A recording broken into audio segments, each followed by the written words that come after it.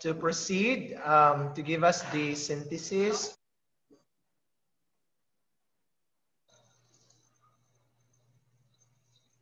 Again, to give us the synthesis of that day 2 session with our speaker. Please help me welcome the Assistant Professor Avril Joy Ramayan of the College of Education, MSU-IIT. Ma'am? Yes, hello. Good afternoon, everyone. Good afternoon, Dr. Bill. I will be delivering the synthesis of day 2 with Dr. Bill Atweh. That was last September 23, Wednesday. It started formally with an opening prayer, courtesy of Professor J. Roel Similia, the host of the day, by a multimedia presentation. Synthesis of day 1 was presented by Professor Juliet Terro in slides. Then recording of these proceedings were requested from the main host. Dr. Bill started with this question: why there's a need to think about and do research differently. The research in the Philippines is expanding. However, there are certain gaps that need to be addressed. Also, there's a need for understanding regular research, qualitative, and other types of researches. There's also a need for diversification of valid or qualitative researches. It was also asked that what new paradigm means. These are major changes in the ways individuals think, not just do new things, but deeply thinking about such changes. Correlational studies are only few examples of the so-called traditional paradigm or the quantitative compared to the qualitative researches in the recent paradigm. Dr. Bill also cited on the ontology, the nature of reality, things, human beings, attitudes, and achievements. It is also defined that epistemology, the knowledge on how to know if it's really true. The traditional way of thinking may not be useful at some time. Interpretative research involves in-depth interview. There is no universal criteria to judge people's opinions rather than participants' opinions on that matter. He also talked about reality actually depends on how a particular researcher listens sincerely and attentively to all responses without being judgmental. This discussion made by Dr. Bill is about on how you will get the answers of your what you call the respondents, that there is no absolute truth then. At this instance, at SED, or the College of Education, for example, Dr. Bill stressed that we need to function as a school where children really learn, where reality reveals evidences. It keeps changing together to come up with new realities. Dr. Bill challenged the participants if they wanted to discuss topics in small groups or as a whole on screen. This was a time after the first topic ended. Dr. Bill asked the participants how they can do or we do.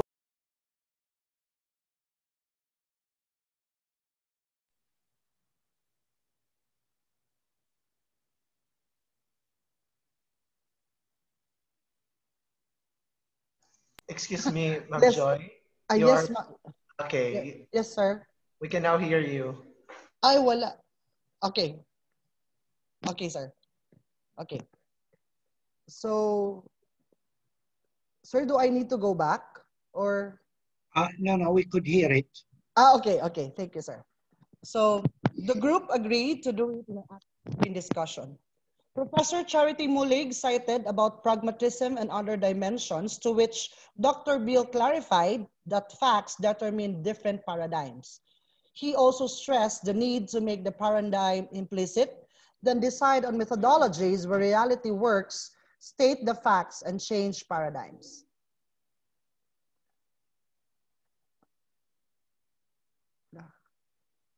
Ano siya? Okay. Old paradigm involves limited achievements, attitudes, says 5 or 6 limited variables, or the more variables, the better. So Dr. Beale emphasized that when we should measure them accurately. We did not create them. They already existed. All we have to do is to measure them. Another example, if the students are physically disabled, it doesn't matter. That's very elemental, erroneous. Assumptions need to be natural, measurable. Does not depend on how we define it. All we need to do is to learn how to measure. Lastly, Dr. Beale stressed the difference between generalization and particularization, making the instrument in data gathering. Thank you very much, Dr. Beale, and let's all enjoy the third day of our webinar. Good afternoon again. Thank you very much, ma'am. Yes, sir. Once again, that was Assistant Professor Avril J. Ramayan of the College of Education, MSU-IIT. Thank you, ma'am, for giving us the synthesis of the second day webinar and stressing that there is really a need to understand qualitative research, especially in the Philippines and particularly in MSU-IIT. And also stressing that we are affected by our paradigms and we have to understand the paradigms when we are conducting research. So without much ado, ladies and gentlemen, to give us a talk for session 7 and session 8 of this webinar, please help me welcome our reputable speaker, Professor of Curtin University, Dr. Bill Atweh. Thank you very much, and thank you for a great summary and welcome. Should I make this? Is this better? Okay. Today's session is slightly different to the previous sessions in a sense that it doesn't necessarily deal with research capacity, although there is something about action research in it, but deals with particular area of research in which we want to place our projects. Later on next week, we will talk a little bit more about possible projects that faculty may be involved in, but for the time being, because flexible learning, online learning, blended learning are all around us, and I'm sure many of us already are started thinking about them. So we thought we will talk a little bit about them. But another thing also, we are designing online teaching. So what does research say is effective characteristics of flexible learning or online learning that may help us in our practice as well. So that's the rationale. What I would like to do, 4 things. I want to examine particular literature about the effectiveness, how effective is online teaching. And I would warn you that I'm going to argue this is not a good area to do research in, and I'll explain why. Now, there is other research that looks at what components of effective online teaching coming from the literature. What are the important components or characteristics that should be of effective online teaching? And I think that is more fruitful as areas of research. I'll talk about that a little bit. I'm going to give you some examples of recent research on online teaching from the literature, and I placed all of those documents on G Drive, and I'm quite happy to give you access to them if you send me your email compatible with Gmail, and we'll talk more about that a little bit. And then I'll talk a little bit about action research. We'll see how much I have time to talk about action research. By the way, because we started late, if we run out of time, I will continue after we're supposed to finish at 5 o'clock. I will continue.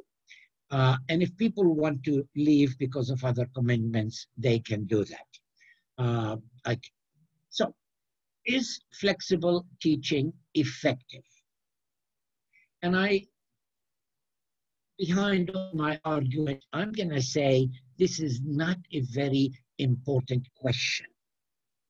Why isn't it not an important question at this time, or even at other times as well? Now, if we, first of all, in the current situation, we cannot possibly compare online or flexible teaching with normal teaching, face-to-face teaching. It's not possible. So we cannot really have two groups compare each other. It may be possible to look at the achievement of students who are participating in online teaching with students who are just getting modules. I mean, that may be an interesting research question. Research questions that will target the effectiveness of online teaching or flexible teaching versus face-to-face are not possible in the current days. And the second problem with that type of research is, okay, it's too general research. It may say to us, yes, it is effective. No, it is not effective in comparison with face-to-face learning, but it doesn't tell us how to do it better. Okay? It's a holistic thing that concentrates on the final outcome and the product. It doesn't tell us how to do flexible teaching a little bit better. And notice that I'm using the word flexible teaching, not online teaching. I think flexible teaching is more general. It talks about online teaching. It talks about blended learning. It talks about mixture of both and so on. This is my preferred term, flexible teaching or flexible education that covers different modalities, if you will. Now, what does research say about effect? Now, it's very important to read the research very critically. There's many meta-analyses and many studies reported about the effectiveness, and it's very important to read it critically because the context in which these are done are very important. So if something, some finding from Australia and America and wherever, Europe, shows that it is very effective, it doesn't necessarily mean it's effective here because it's a different student population, different policies, different availability of resources, and so on. So we need to look at that very carefully. The second major thing is we need to be sensitive to the Hawthorne effect. Now, this is very, very important thing in education that I want to talk a little bit more in detail about it. There's a factory in the United States, and I think it's called Hawthorne Factory. And it was factory, early part of last century. It was a factory to produce electronic things, I think, from memory. That doesn't matter. Now, the factory was very near a university. And university people came to the factory to do a lot of research. Changes in timetable and production and this and this and that. There are a lot of research conducted in this factory. Now, one thing they noticed that whatever the research is conducted on that factory, it produced improvement in productivity. Anything they've done improved the productivity. So one social scientist said, wait a minute, what's happening here? Whatever we do, improve productivity. Why? What's happening? And then he suggested the Hawthorne effect. which says is this. Suppose you're employee at that factory, and you do something over and over and over and over again. The same thing, day in, day out, day in, day out. Now, somebody comes along and says to you, look, I want to try something different. So all of a sudden, you're interested, you're excited. And then the people who are doing this something different also are very careful in the changes and the observations and all that kind of thing. So the atmosphere of the research may motivate you to work better. It has nothing to do with what they are doing. It is the fact that you are doing something different by itself may improve the productivity. So many research, all research actually, that is short-term and talks about innovation and compares group A with group B is subject to the Hawthorne effect. So let's say we introduce technology into our classroom and students are very bored in what we do, and all of a sudden we say, we want to do something different. We want to do technology, whatever. That, if there are significant differences, maybe a part of them is due to the Hawthorne effect.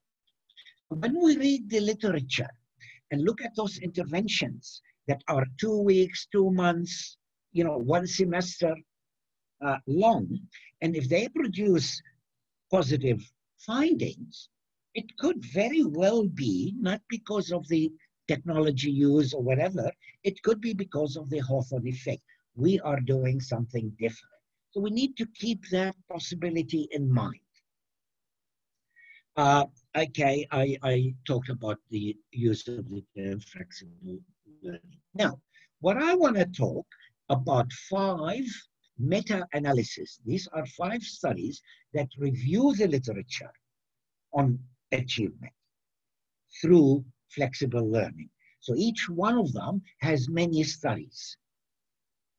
Okay, the first one came in 2005. Let us remember that online teaching started in the middle of 1990s. Okay, so when this report came out, we had 10 years experience in online teaching. And this report investigated 19 of the top universities around the world who had a history, 10-year history of online learning. And when they asked the people, has it actually changed learning? All of them, practically all of them said, yes, yes, it has changed teaching. And then they were asked, well, what's the evidence? There is no evidence.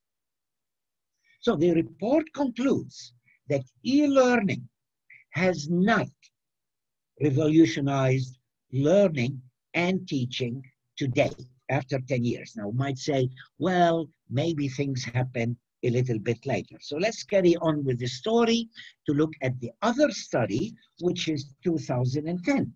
Now, this is 5 years after the OECD report. And this report shows, wow, great, e-learning has marvelous effect on learning. It has improved the outcomes in all the research they studied. That they were very enthusiastic for e-learning, that they said in 10 years' time, they predicted in 10 years' time, which is today, residential-based model, like going to school face-to-face, will no longer be possible. Now, I don't think they were talking about COVID-19. Okay, they were saying under normal situation, face-to-face may disappear. Well, let's not be too hasty. Let's not jump into conclusion. As it turned out, that prophecy was fulfilled, but not because what they said it would happen. Now, let's not be over enthusiastic, because at the same time, the same date, the same year, another study, and also was a meta study reviewing many research, and it found that not all e-learning is the same, because e-learning totally, open learning, internet learning completely, the dropout rate is very high. So even though maybe students are learning better, but more of them are dropping out. So it's the cream of the top that is remaining. That's why they're achieving better. It doesn't necessarily mean that open online teaching is better. So that's why we need to be critical about the research. But also, they found that low-income students and underprepared students do not benefit as much. So the gaps between the advantages and disadvantages, the disadvantage grows bigger. Is that what we want? There are problems with that research that looks at overall benefits of e-learning or not. Not all students benefit the same way.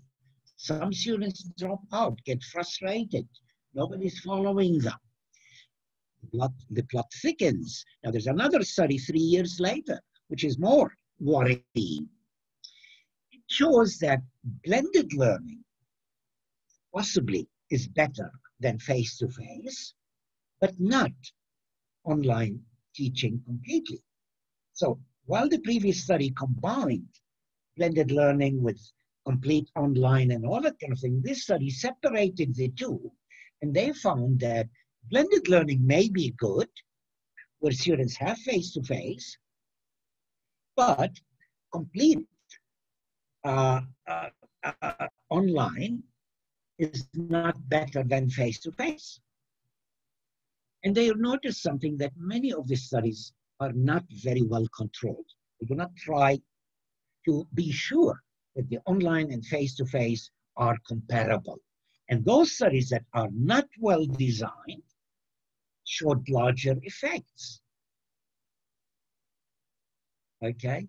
Now, the last point is very important to me. It shows online teaching and mixed methodology may be useful and better than face-to-face in declarative knowledge, but not so much in procedural knowledge. So that enthusiasm about online teaching and education should be taken into, well, with a pinch of salt.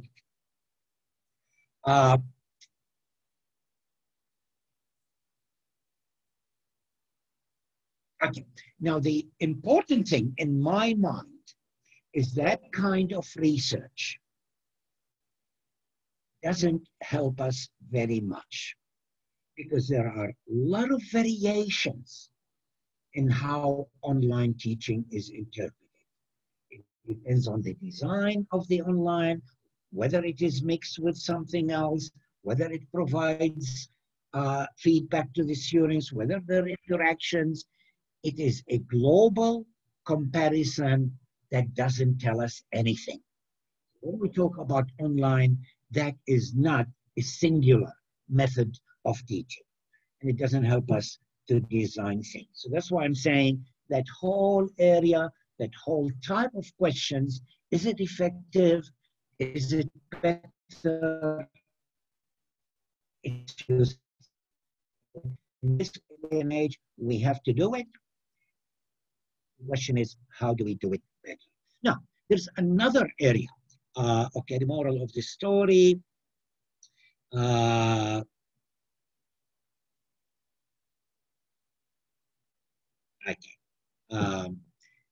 This is repeating what I said. Okay. Now, there is another type of research that I think is better and more informative, and this is research of what makes online teaching effective? What factors make it effective, and how can I make it more effective? I think that type of research is more important. Now, and more useful for us in designing online teaching experience for students. Now, what I do in this slide here is think about what teachers do in the classroom. Now, we tend to think online teaching is only about presenting the content. But that's not what this is not the only thing that we do in the classroom. In the classroom, at any level, whatever level it is, a teacher guides the student about what the course aims are, the processes, and the requirements. We explain all of that to the students. We talk about the whole course, aims, and all that kind of thing. Every semester, when we stand in front of the students, we do that. So we need also to do that with online as well. So a component of the online should be explaining the course and how the course proceeds. We motivate students, okay? You missed class yesterday and you could do better, and what's happening with you? We talk to the students, motivate them individually and a group to keep studying. We manage personal concerns. Somebody was sick and somebody who lost their father and they don't have money. We listen to them. We're not only teachers, we are counselor, confidence, psychologists, whatever we are friends face to face. And that, the research shows, is very important for students.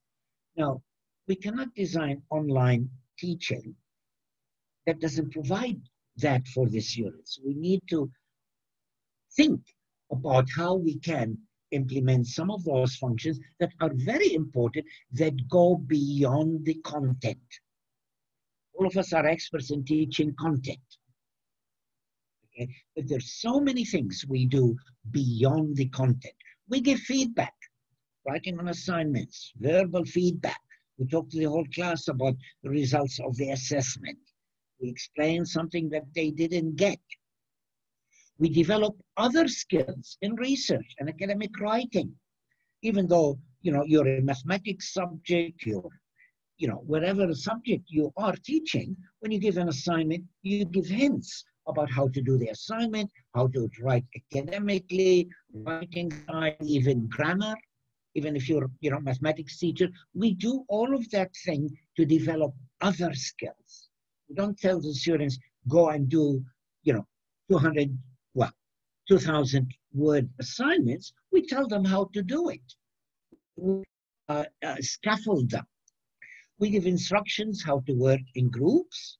Okay? We don't say just divide into groups. We say, well, maybe you can get a coordinator and somebody record, listen to other people, don't argue. So we teach them how to work in groups, not say divide into groups. And we build positive social atmosphere in the class. Jokes, we make it friendly, okay? We do all of that. Now, we're not aware we do that. We're not conscious we do that, but these are very important functions that determines how students interact with the content and so on. Now, we need to simulate some of that in online teaching, which is not easy, but we should try. Now, let's go to what actually research says. There are a few characteristics, and then I will break up for discussion. One paper, again, it was a meta-study about focusing on scaffolding. That's a very important function of education. We don't just deliver the content, we scaffold the student through the content. And from the various literature that looked at scaffolding, this particular study identified different types of scaffolding that is possible. All of these are online research. One of them is procedural scaffolding. That is how to go through the course how to study, when to have assignments, what to do with feedback, you know, the processes of the course. We don't say, you know, just give lecture after lecture after lecture after lecture. We connect it to each other. We say the focus on the various lectures. We help students study through the course. We do it day by day, maybe at the beginning of the year as well. Now, also students need conceptual scaffolding. We challenge their views, we correct their misconceptions, we look at alternative conceptions, you know, we explain things, and that's important. But then we have the strategic scaffolding. If students have a problem, we not only deal with that problem, but how they can deal with the similar problems later, and maybe how to study as well. We have metacognitive. We ask students to reflect, and we reflect on what they're doing, what we are doing, and so on. So there are many studies that look at helping students be self-reflective. Very important pedagogy. And they also add another one, which is the technical scaffolding. Now, we assume students know how to use Facebook because they write messages to their friends. But if we want to use other, what do you call it, management systems, students need some help in how to use it, okay? Especially if we have complicated functions. Even with Facebook, okay, they know how to send messages, but now Facebook has new capability of, you know, meetings and so on. We need to scaffold them in that. One thing very important about scaffolding, which is an inherent danger in using technology for teaching, especially the social media. The social media, if people are familiar, you know, I'm assuming most students, especially at secondary level, are familiar with social media, but they developed bad habits from the social media. First of all, they tend to talk in very, very short sentences, okay, abbreviated sentences, and express opinion in one word, you know, oh, that's good, that's deadly, that's, sorry about this, you know, in short sentences, short interaction. Even if you have some meaningful question, what do you think about this? Oh, I like it, or, you know, it's terrible, and so on. So people have used the social media for very short interactions. If we're asking to submit their opinions and have discussions using the social media, that's going to carry through. So not only we want to teach them how to use the social media, we want to teach them how to change how they use it, at least for the sake of education. So we cannot assume that, oh, they know it, you know, Facebook, why do we need to bother with that? Because they're using Facebook in a different way, for a different purpose. So all of these functions, interacting with the students, giving feedback about assignments, explain, you know, all those kind of scaffolding could be done on one platform. If we're using a sophisticated learning management system, they all can be done on one system, but sometimes we need to support them. Different functions for different things. And they do not need not all come from a teacher at all. Students can work in groups as well, but we need to design for them. That's the important part. So that could be one area of research. How can I develop scaffolding through variety of the things, and what kind of scaffolding students need? And I'm not talking here about a questionnaire that you send to them. I'm looking at the experiences of students in our course and what kind of scaffolding they may need. Now, I've got copies of all of those articles I'm referring to. I can make it available. Now, feedback is another very important thing that we do in the classroom. We write on assignments, in the classroom, we, informally encourage students, or you can do better, or you've done very well, and this is wrong, and this can be better, and so on and so forth. So feedback online is as important, but more difficult. Okay. Now, if I'm talking to you or writing something on your assignment in a class, I might write few words, and then you come to me in class and say, what do you mean? Explain a little bit more, and so on.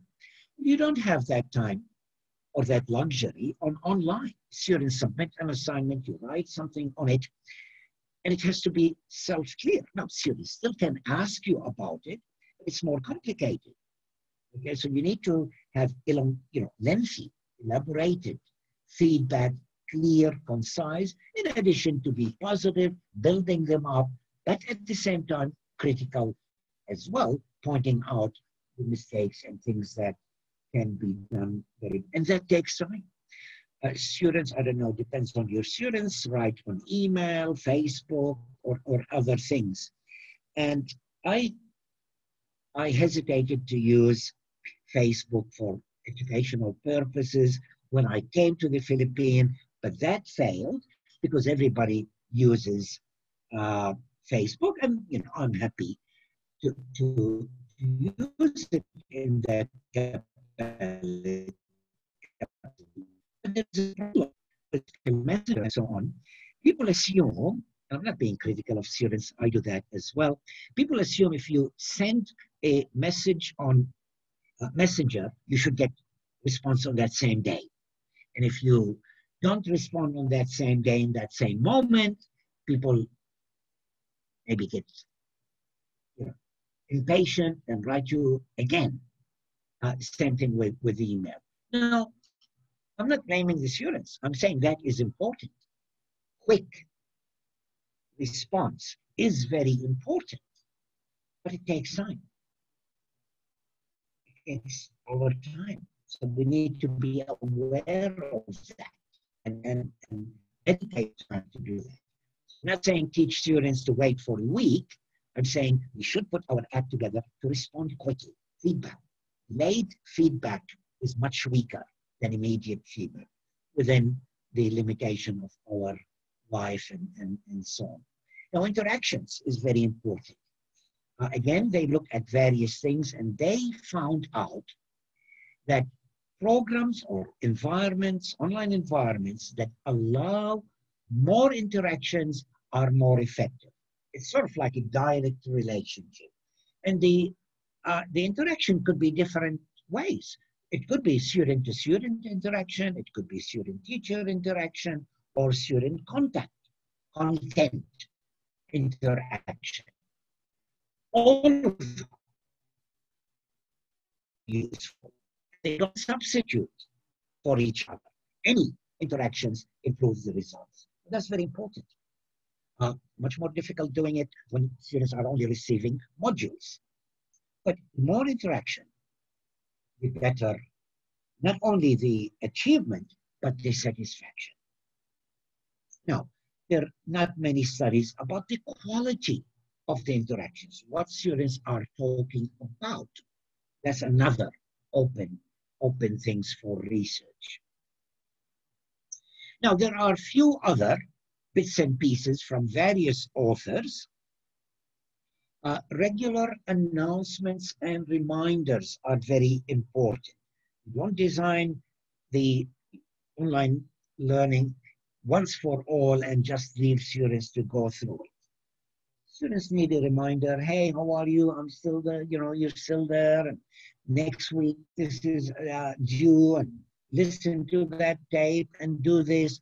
Constant reminders and announcements help students feel part of the community. And that's something we need to be aware of. Full information about the the course, the syllabus, schedules, online, all in one place is very useful. Students forget what you tell them. If they have one place where all of that is available, is very useful. When we design online teaching, we have to put ourselves in their shoes. And these bits and pieces of information, one at a time, is not enough. Is not enough. Authentic activities are very, very important. They are important in face-to-face as well. But face-to-face, we are motivating students to have to do something that they don't like doing. They were good at that. And we have to do that. But online students, if it's not really interesting, if it is not obviously useful, chances are we're going to move on to something else. If they're not really convinced it is useful and authentic. And reflections on content and their learning is very, very important. Almost in every subject I teach has a reflective journal. That's sort of my favorite way of learning and assessment. I know I can talk more about what they may consist of later, but reflection on the content and on their own learning is very important. The last thing that is, I picked up from the literature is the focus on high order thinking skills. It is very easy to design learning environment to teach facts and simple procedures.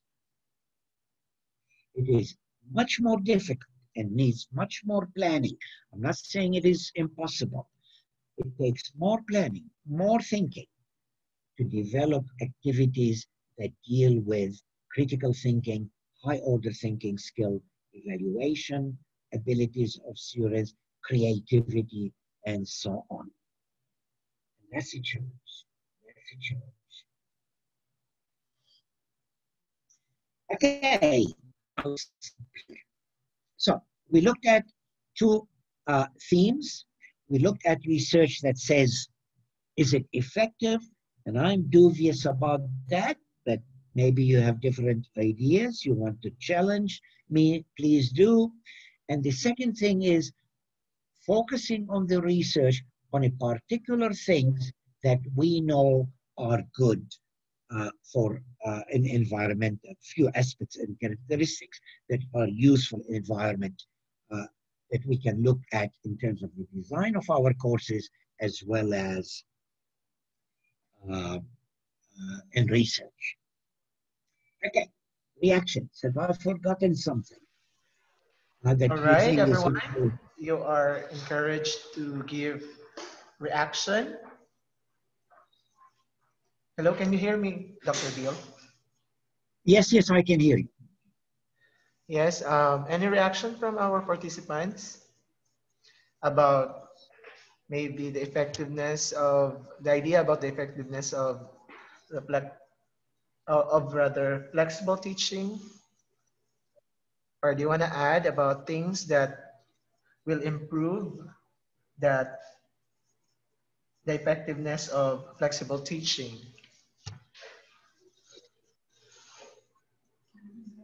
Now, if somebody would like to share with us, how do you, things that you included in your online teaching design to cater for some of those, or some of the things that you found difficult to do, you would like to share some of those experiences, please do so. I think it will be useful. Anybody who wants to share about your experiences doing Inflex in the second semester?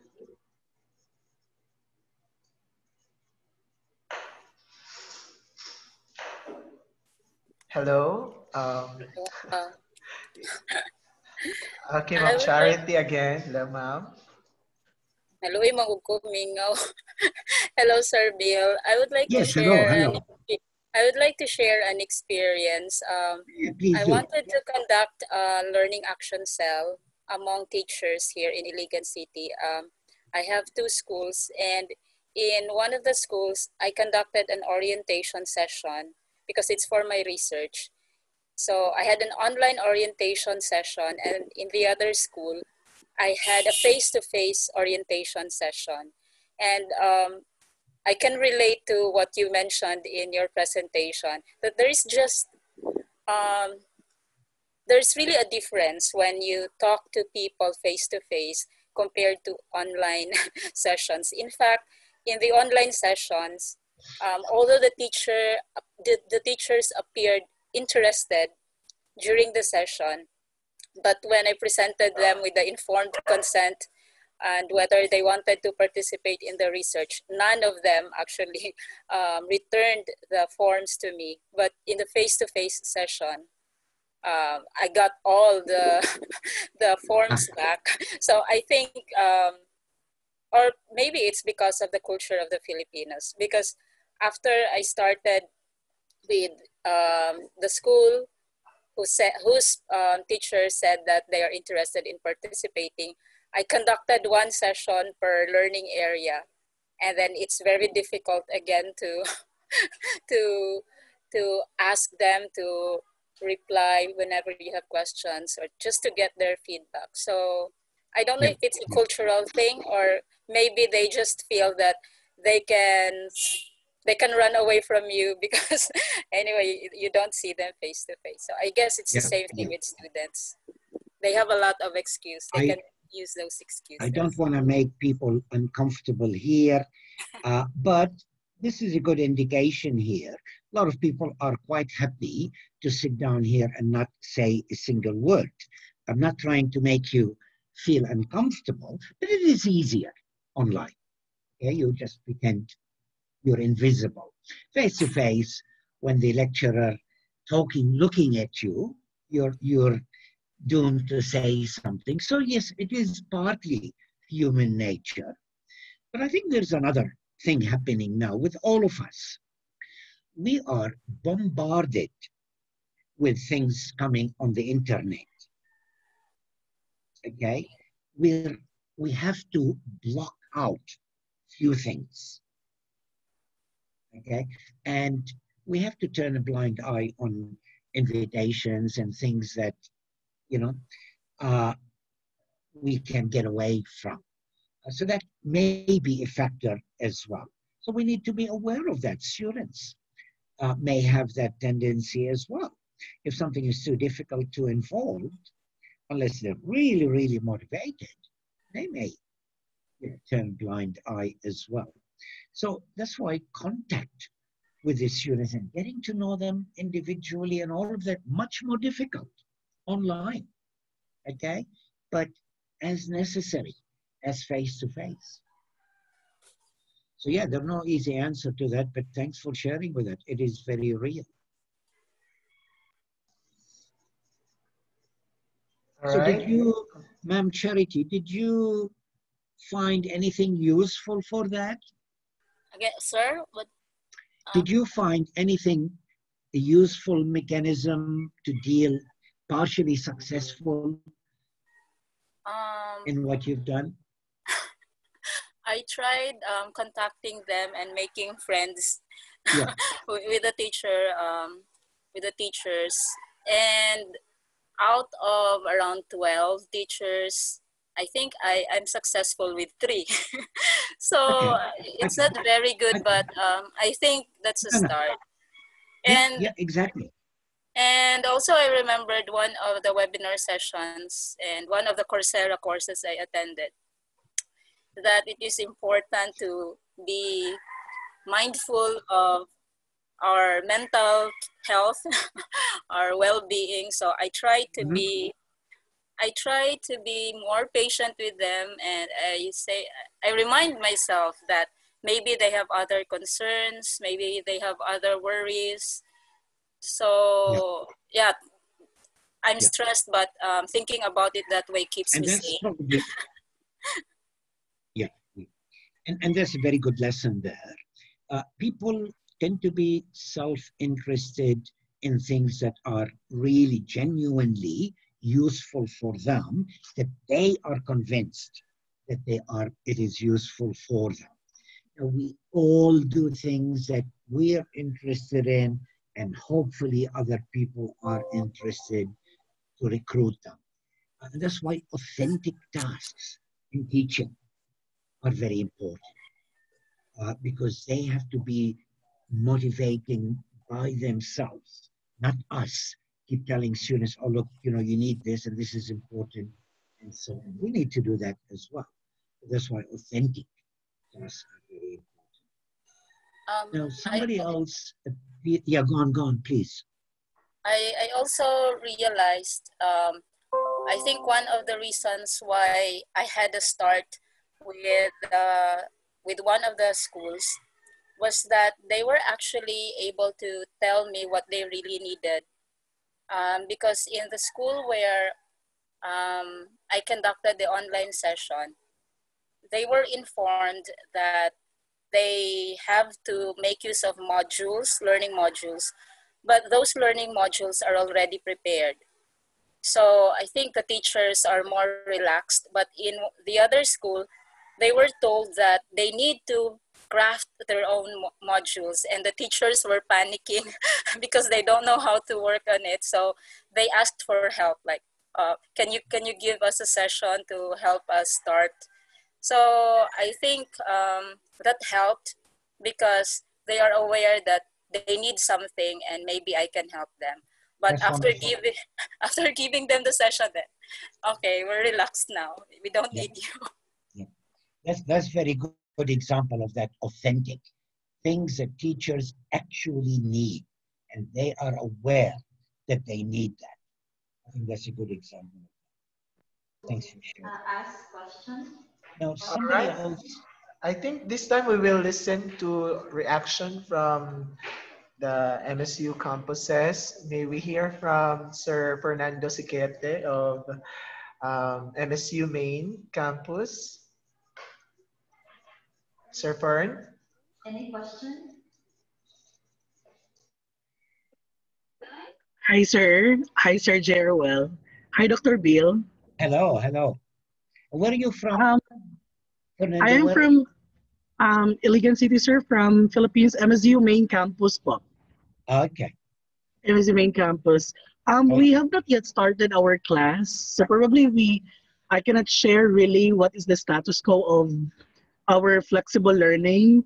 But then again, we are trying our best to prepare for it. In terms of preparation, we're really prepared for modules for those students who don't have any internet connection, and then for those students who have their internet connection, they have their mobile phones, their laptops, or even tablets. We also prepared some LMS for them, or learning management system. In our university, we are using Google Classroom as LMS. So hand in hand, we're constructing our modules. At the same time, we're placing it to our learning management system. That is in preparation for our opening of classes. Okay. Yeah, there are a variety of LMSs, some of them free, some of them are paid, some of them provide certain capacities more than others or less than others. I always find maybe you need to use more than one.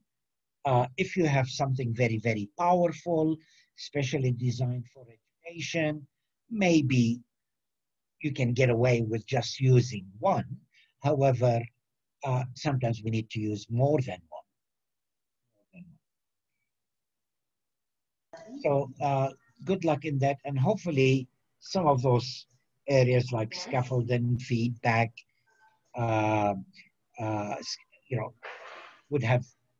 might help you in thinking what aspect of the course you can modify or add or change to cater for that as well. Thank you.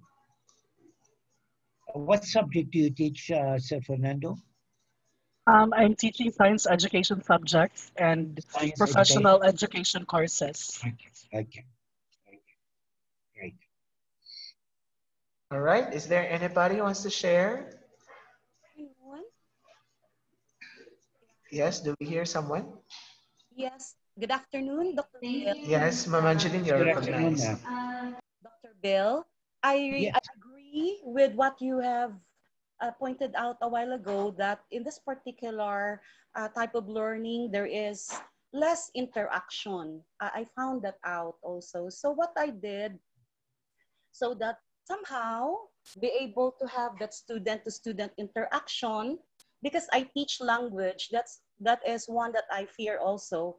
So they somehow I would like to motivate them to answer in longer sentences and to have follow-up discussion about their points. So I thought of this particular graphic presentation, like it's cool. I call it myself progressive reading and writing log. So with the particular readings that I give them, I ask them to comply with this particular graphic organizer, wherein it's in in columns. So the first column could be the topic, and then the second column, I ask them to write the gist or the synopsis of what they read. And yes, and the third column, I ask them also to identify the reaction for, let's say, for example, for the professional ed, I ask them how they can apply this one in their teaching, because they will be future teachers. So something like that, I thought of this particular activity that I thought they'd be able to interact, because they also have to work this in pair. So that's student to student, and then student with the content. So they are able to reflect also. So that's metacognitive. Somehow they are going to think or reflect on the readings that they have. So aside from understanding, I ask them also to read what they understood from that's what I did in my class for interaction. Those activities, some of those activities are very good also for reflection. Reflection on what they've read, reflection on themselves. And when we say to students to reflect, I think they need guidance of how to reflect. Otherwise, they just summarize what they read. So many of those activities are about reflection. But the way you use them, if I understand right, you did that in pair so that they're forced to talk to each other. Yes, sir. That is one kind of talk, student-to-student interaction. Also, as we heard before, there is a student-to-teacher, student-to-content interactions as well. So that sounds great. How are students supposed to work in pairs? In pairs. How do they work in pairs? They accomplish the particular. How? Not what do they do? How do they contact each other? Somehow I ask them to try their best to be able to contact their classmates. So how do they do that? They use the Facebook group chat, something like that. All right. Okay. So they have a variety of things they can use. Okay. Okay. Thank you. Thank you. Thank you. Thank you. Other things that were difficult to implement, or some successes in implementing them?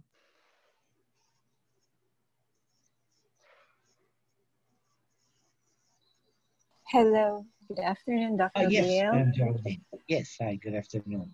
Yes. I have one student who is really living in the mountains, in a hinterland. So I had a class with them, and I started to play a video clip but then they were not able to listen to the sound of the video clip. And so what I did instead was similar to what you did. They had what you did to us. We had breakout sessions. So I did that while they are on Google Meet. I let them discuss among themselves, and I went away for a while so that they can discuss among themselves a particular topic. For example, the topic is, what's the difference between psychological assessment and psychological testing? So they discuss it among themselves, and I use the time that they are synchronous for the discussion, because the other one has difficulty contacting the rest of the classmates. Yes, And that is really the usual scenario here. Yeah, thank you very much. I was in the morning, I was talking at the conference on STEM, and one of the points I was raising is about equity and participation in the time of COVID, that it has created very, very deep divisions between the haves and the have-nots. And if we are not careful, years and years of activity and policy and action, equity and participation and equality, it's just gonna go down the drain. We're raising a generation with even increasing inequality and injustice. There are no easy answers to that, but you highlighted as one of them. These seminars here, we assume the majority of us are benefiting and participating. There are few people disconnecting and connecting, while the rest of us may not be aware. They have my sympathy and thanks for being persistent. But even seminar like this, there are inequalities. So yes, this is the tip of the iceberg. And that is something very useful as an action research project, inequality in our classrooms and how we managed it.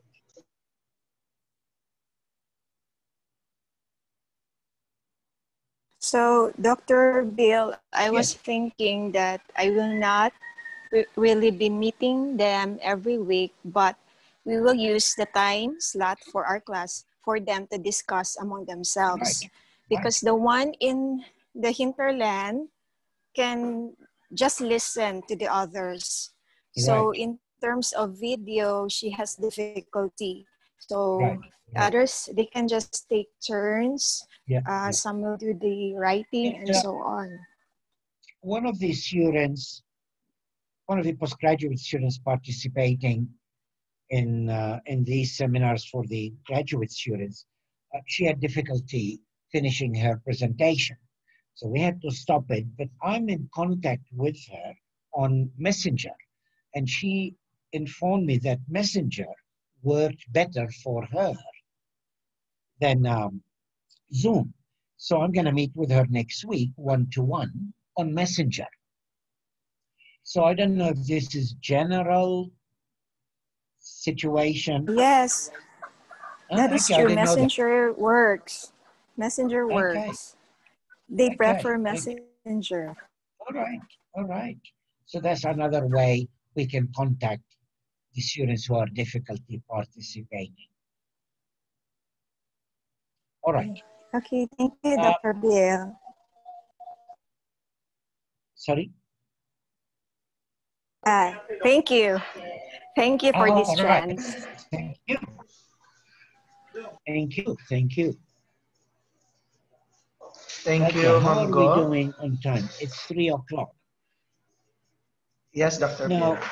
can we take 5 minutes break, then come back? Sure. Do people need a break? Yes, Dr. Pierre. Okay. Let's take 5 a short minutes. break and then.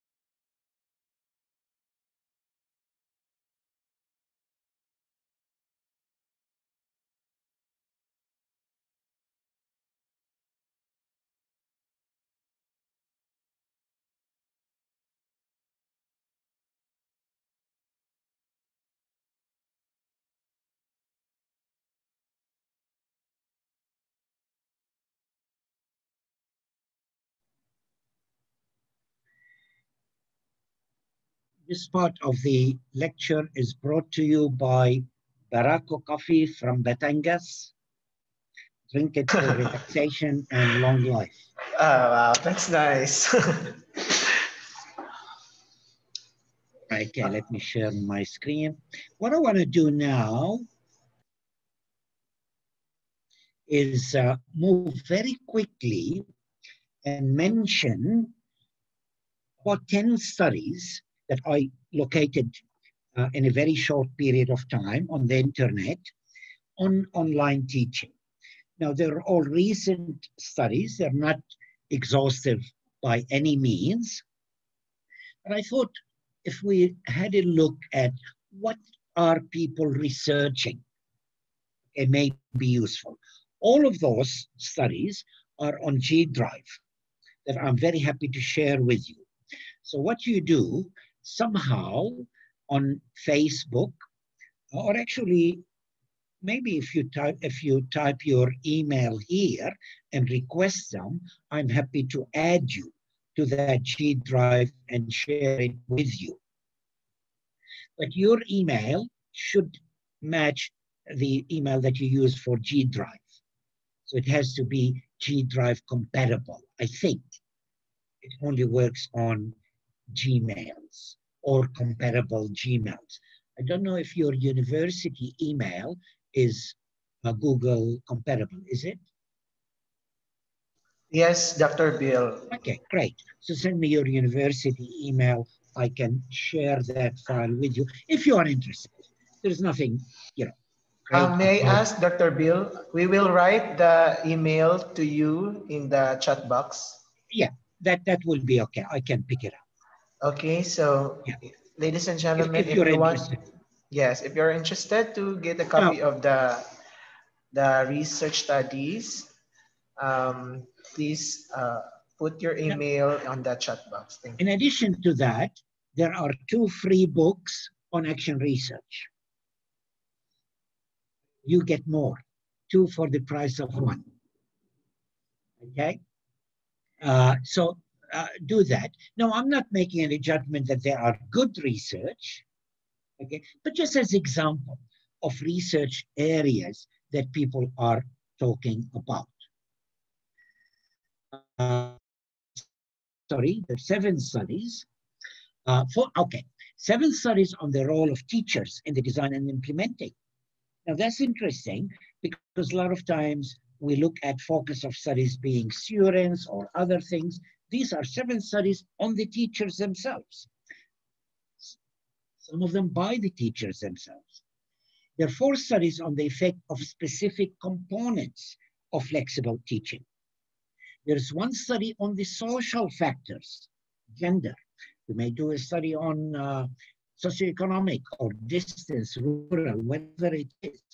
There are 3 general models on how to develop flexible learning and assessment on flexible learning. So they're not research studies, but theoretical studies, and there are 2 free books on action research.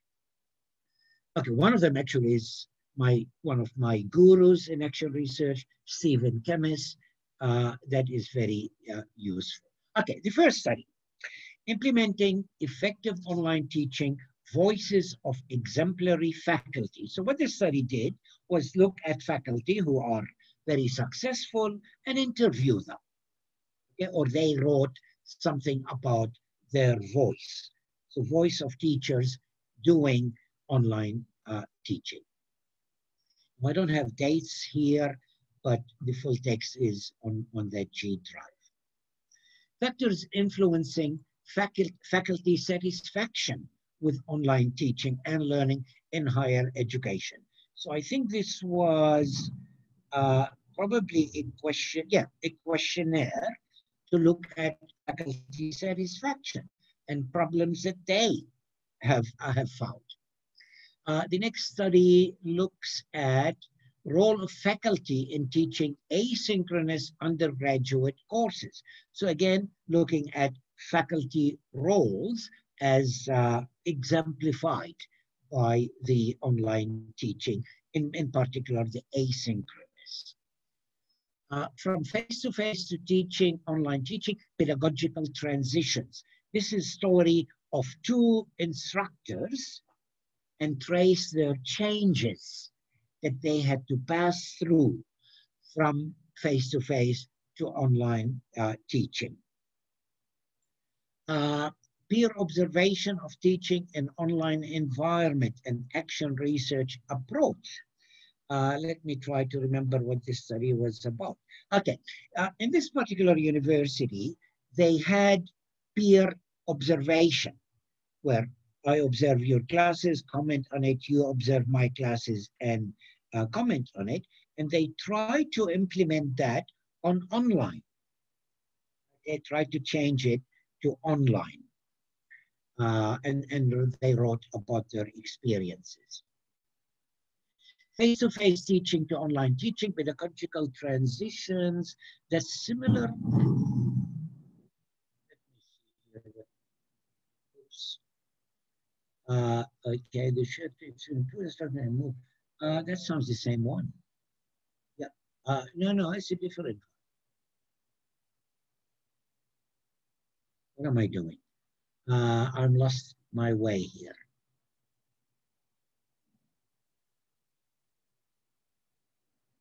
What is happening here? No, I'm going up for some reason. My computer is playing up. I'm pressing the down arrow, but it's going up. Maybe you can Okay. stop. Okay. Share again. Criticism of the literature and roles and competencies of teachers. Okay. Teaching and learning and sharing, how today's higher education faculty use the social media. So this is focusing on the social media and how faculty use that, not only for teaching, but also for personal use. Analysis feedback process is an online teaching. Okay, this is focusing on the feedback in particular, problems of feedback. Cognitive and social help, giving in online teaching and exploratory cross-case study design, how 3 online instructors differed in their use of cognitive and social support. So they compared two settings in terms of specifically cognitive and social support. Developing learning, I can't even read that, online asynchronous, the role of teaching. Oh, okay. There's a concept of teaching presence, which I'm not very familiar with, and they looked at different environments using factor analysis. How is that concept of teaching presence is represented in those different environments? Engagement on asynchronous online discussions, article analysis types of interactions that occur during the discussions, examines level of student cognitive engagement, combined methods of social network analysis, content explores new methodologies for analyzing participation, interaction, and learning that take place. And then this one focuses on gender. Now, gender is very important here because there's not much research on gender in the Philippines. I hope I'm wrong, but I've been looking for some studies on gender. How do girls and boys, women and men differ in their use of the technology, in talking, in participating in the different activities? I think it's an interesting thing to look at. Okay, now these are the non-research articles that are available. And there's the 2 books. Stephen Kemmis is My Guru, My Teaching in Action Research. And the other book I'm not familiar with, but it may be useful as well. Okay, now it's interesting to look at all of those. None of them is about whether it's effective or not. They go beyond that. We're interested in what do we learn about those environments and maybe how we can do them better. What is the role of the teacher, the interactions between students and online teaching, and so on. Okay, I don't know that there are any questions. Are there any comments about them? Yes. Do you have comments about the different examples of research presented by our guest speaker? Anyone? We have a comment here from Dr. Gomez. I am very much interested to have a copy. Okay, to have a copy of Okay, the just researches. put your email, and I will save this at the end, I, and she I'll give you already access. did, Dr. Bill. Action research. How much time do I have? Oh, okay, we've got some time to do action research. Now, action research is familiar and maybe not familiar in many ways for many of the Filipinos, because teachers have to do action research as part of their duty, and sometimes faculty at universities are involved in that action research. Some students in their masters and PhDs may do action research. As I said, I think in day one, that action research has sort of like multiple roles and perceptions of people about it. Some students that I talked to in various universities said, oh no, we cannot do action research at higher education because action research is not considered as real research, genuine research, or good research. It is something that teachers do. Now, I find that a little bit surprising, because if you type in action research PhD on Google, you get thousands and thousands of references from all over the world. And if you look at some of the universities where those PhDs have been done, some of them are top universities in the world. So this idea that action research is not appropriate for university research is not sustainable. Okay, there may be some opinions of people against it, lack of ignorance and lack of experience, or whatever it is not sustainable. Action research is a well-established methodology that is based on certain theories, and it is acceptable at all levels of research. It has certain principles, and sometimes to like different paradigms, qualitative and quantitative. Some people do qualitative research without necessarily reflecting the theory behind qualitative research. Same thing with action research. Action research comes from a particular, actually comes from different theoretical backgrounds, and people look at the methodology of action research without necessarily reflecting those paradigms in which it arose.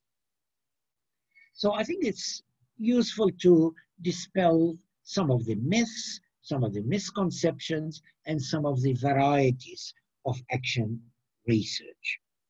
Now, I have to confess, I come from a particular type of action research, which can be called critical action research or participatory action research, PAR, illustrated by Stephen Kemmis and many of his colleagues, and many people around the world have written about it as well. It comes in a different names, if you like, but I have a bias.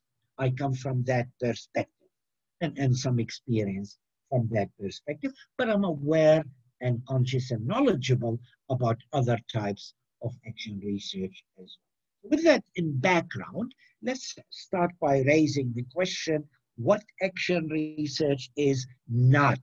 Now, unfortunately, in the minds of some people, and I don't want to critique the education department, some of the documents I looked there, action research sounds like a formula. Do this, you do this, you do this, and that's what action research is. So it is very formalistic. It's as if the procedures determine whether it is good action research or not. And I hope to dispel that. I've been working in action research on and off in various capacities for 15, 20 years. And it's hard to see two action research that are the same. There is so much variety between them. So there is no single characteristic that defines what action research is and how to do it.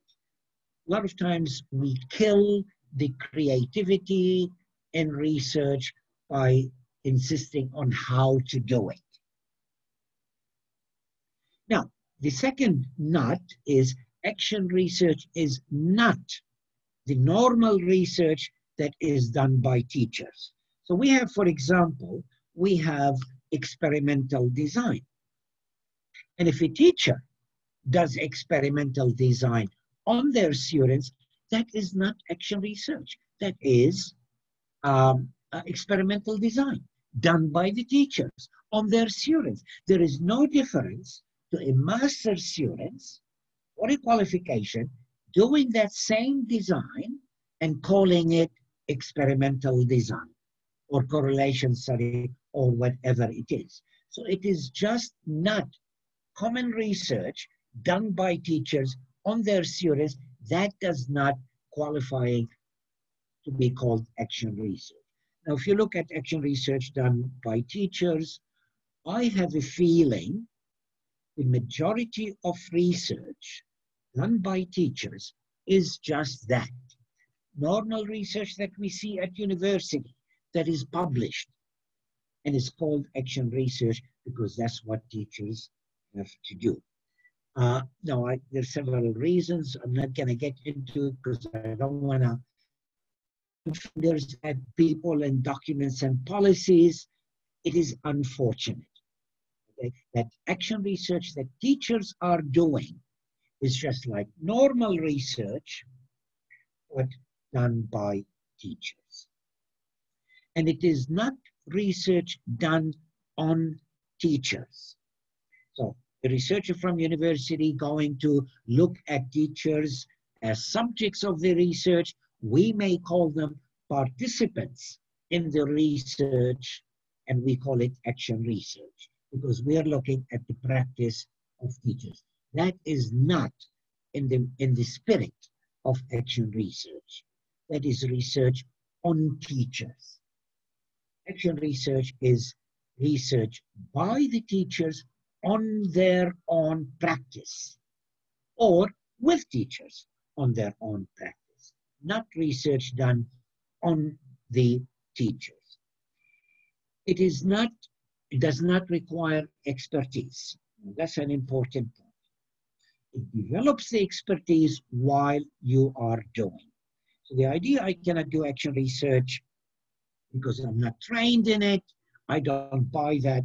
I don't buy that prerequisite for anything. You develop the prerequisites as you are doing, provided you reflect on what you're doing critically. Okay. Now, it helps to have somebody else, maybe with some experience in action research, to raise questions. It helps if you're working in a group and self-critique, but it doesn't need prior expertise. Okay? It is not weak, bad research, quasi-research, or pseudo-research.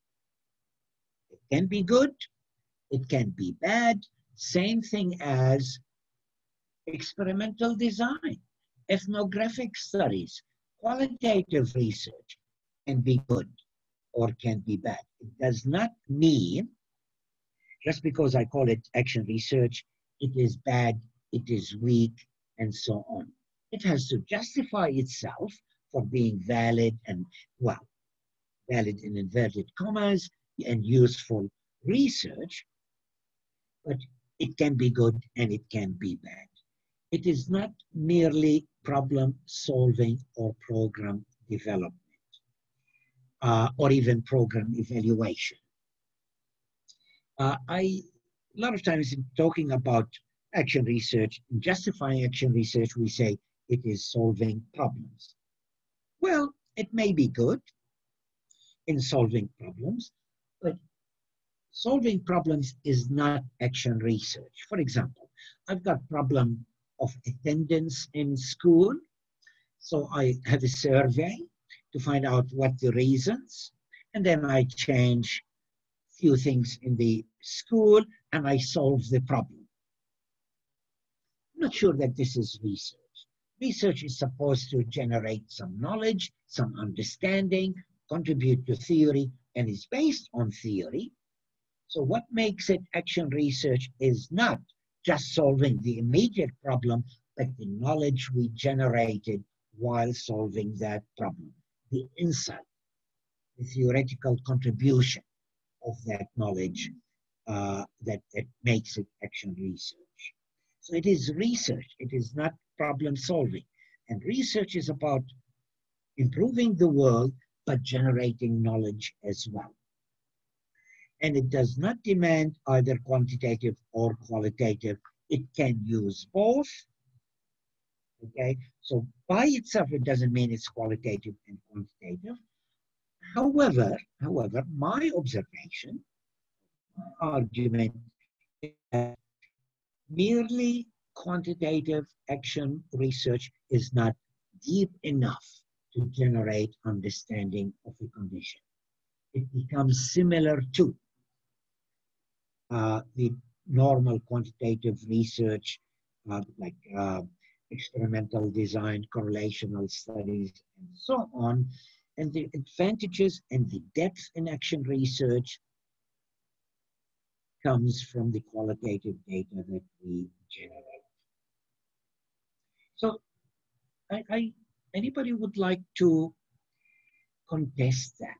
Because these are very common, from my perspective, misconceptions of what action research is.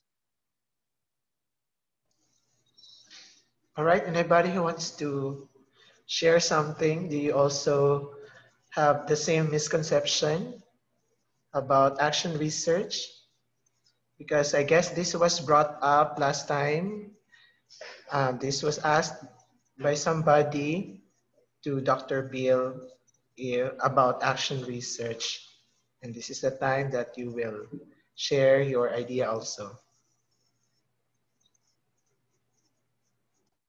I'm not sure why I cannot see. Oops.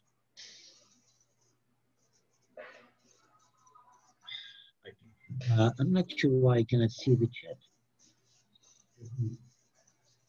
Oh, okay, I didn't mean to do that.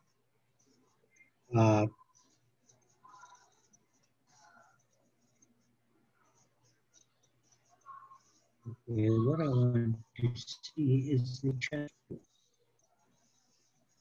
Okay, here I see it.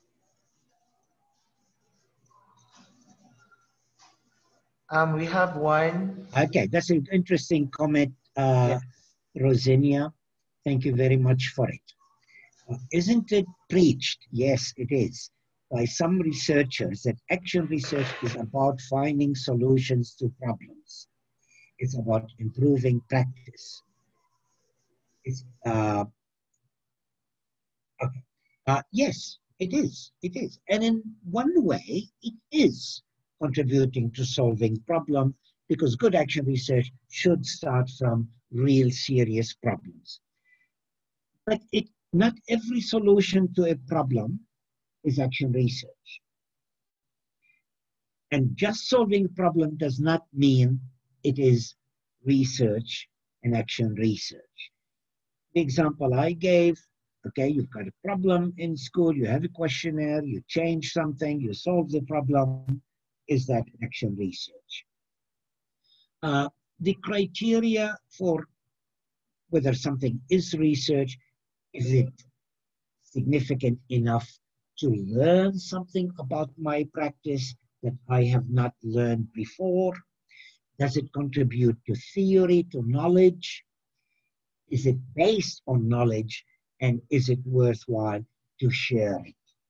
Now, if I have a problem with attendance and I asked my students and they said, well, 8 o'clock is not a good time, 9 o'clock is better time, and I change the timetable to 9 o'clock. Yes, I solved the problem. Is this worthwhile sharing to other people? No. I don't know. You will find many editors say, well, why is this of any interest to somebody else? So to make it research, it has to generate serious, useful, deep knowledge. So that by the focus on improving practice and action research, we are doing a little bit disservice to action research that is being done because we are losing the focus on depth in understanding the practice. So action research has to improve the practice and the knowledge.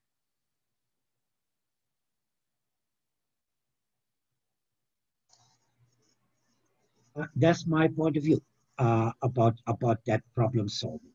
Yes, Ma'am improves life. Okay, Ma'am Tamano, does it answer your question, ma'am?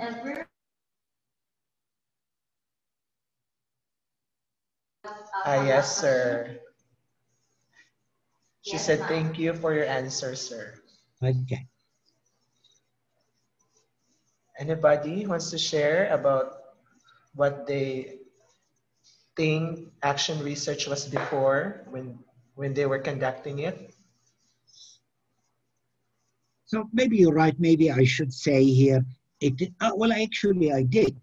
It is not merely problem solving or program development. Like, okay, you have an activity, you created a great program, and you just report on it.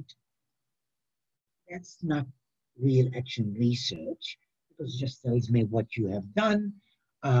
It doesn't tell me, it's not deep enough reflection of the process and what are the problems, what are some of the principles behind it. All right. How about from Noraina Salipada, ma'am?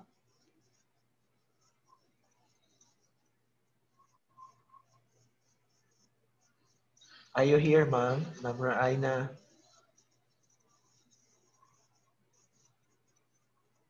Okay. Okay, can we move on to what it is? All right. Yes, sir. Now we can move on.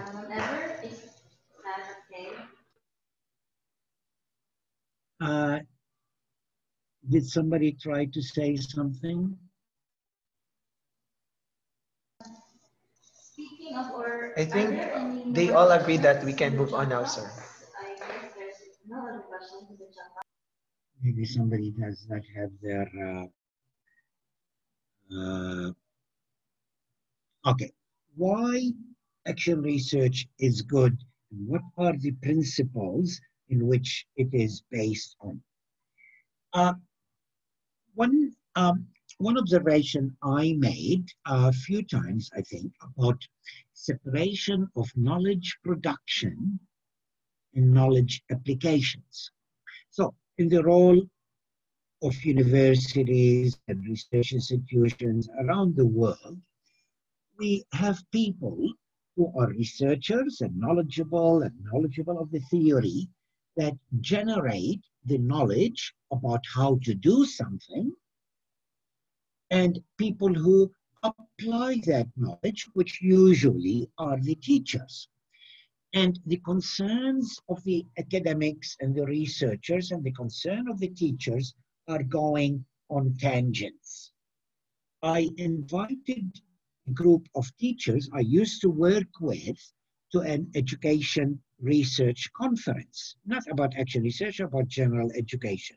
And we gave them free entry, okay, in order to participate, because we wanted to bridge the gap between the researchers and the teachers. At the end of the conference, one of my colleagues, ex-colleagues, was leaving, and I said to him, how did you think about the conference? And I was expecting a pat on the back, thank you for inviting us, that was very useful, and so on. And he looked at me and very candidly said, if academics don't change the way they talk about their research, they're going to be laughed away from the classroom. He was right. The language in which we talk about our research and all that kind of thing, and the research questions, a lot of times are of no use to the teachers. I asked a group of teachers, postgraduate students, to name some of the big problems that they face in their teaching. And I wrote them on the blackboard. Some of the main problems that they face in the teachers, in their teaching. And I said, how many of those are actually addressed by the research? There were very few. There were very few of those big problems the teachers face are actually addressed by the research. That's sad. That's sad. So we have so much research that is growing, theoretical, and all those constructs and all that kind of thing, that moving away from the day-to-day life of the teachers. Now, I'm not going to dismiss all that research. Maybe it is useful. I don't know. And maybe I did some of that research. But we have moved away from the day-to-day reality of the classroom. The language of the research, the language of practice are different. Voices of the teachers are not recognized. Teachers are often seen, even by the education authorities, as technicians. Teachers need to be told what to do, what to think, what to try. In situations where we say, okay, teachers can do action research, I'm not sure that that solves the problem. Because what is happening is that teachers are doing the research that we are doing. They're doing it in their classroom. And they're not focusing. I might be wrong there, and I will be very happy to hear that I'm wrong. They're not focusing on the immediate problems that they have. Okay. Sorry about this. Where am I? Okay. In action research, teachers develop knowledge as well as improved practice. This nexus between knowledge generation, theory, understanding, deep understanding, and improving practice should go hand in hand. So, if a teacher read in the literature that group work is effective, and they do research on group work, and surprise, surprise, it is effective, what knowledge have they generated? They already know that. Okay? But if a teacher does something about group work and look at their practice, day-to-day practice, problems that arise, how they worked with it, how they modified it, how students reacted to it, all of that kind of knowledge, well, that's some understanding. That's some understanding. So teachers are, as researchers and as knowledge users at the same time, that means they are more professional. So if a teacher can stand up to policy makers, to authorities, to school principals, and say, look, that does not work in my classroom because of this, this, this, and this, that's a teacher as a professional. Now, unless teachers can defend their actions based on theory and evidence, they're not professionals, they're technicians. So that's one of the reasons why I think action research is useful. It involves the teachers in knowledge generation as well as application. It increases their knowledge as well as improving their practice. Teachers can defend their decisions based on evidence and be able to critique even policy. Now, while traditional research is linear, you conceptualize, you collect data, and once you collect the data, that's it. You don't manipulate the data, analyze it, blah, blah, blah. Action research is very spiral. You collect data, you reflect on the data, you go back and change the conceptualization, you do some more things, and you try this, and then you change your mind. That's okay. As a research, it may look messy, but this is what life is. Life is not linear, and our knowledge is not linear. Okay, so action research is more like how we learn day to day. Now,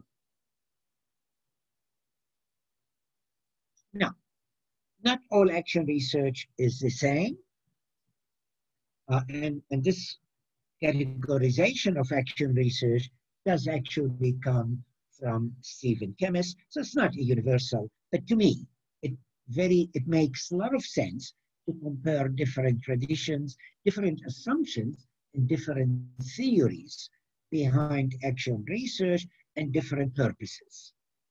Now, there is what Stephen Kemmis calls technical action research.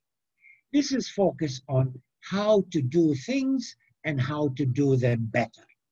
How to teach spelling, how to teach memorization of mathematical facts, how to be tidy, how to be on time, how to do, things like this, just how to do things and do them better. There is a lot of research like that. It tends to be quantitative, and that's fine. That is called technical, based on theory of Habermas, because it just concentrates on how to do technically things better. And maybe it is useful. Maybe some people think it is useful. And teachers need that. Teachers need different methodologies of teaching. They need to know how to use the technology effectively. They need that technical skill. But teachers have other needs as well. And there's other type of research focused on those needs. There is actual research that improves the understanding of the principles behind the actions. Things dealing with background of students. Things like principles behind pedagogy. Teachers need not only to apply particular methodology, but understand the principles of pedagogies and make judgments and be a judge on modifying and so on and so forth. So these skills are higher order skills than the technical skills. So there are many action research projects that deal with teacher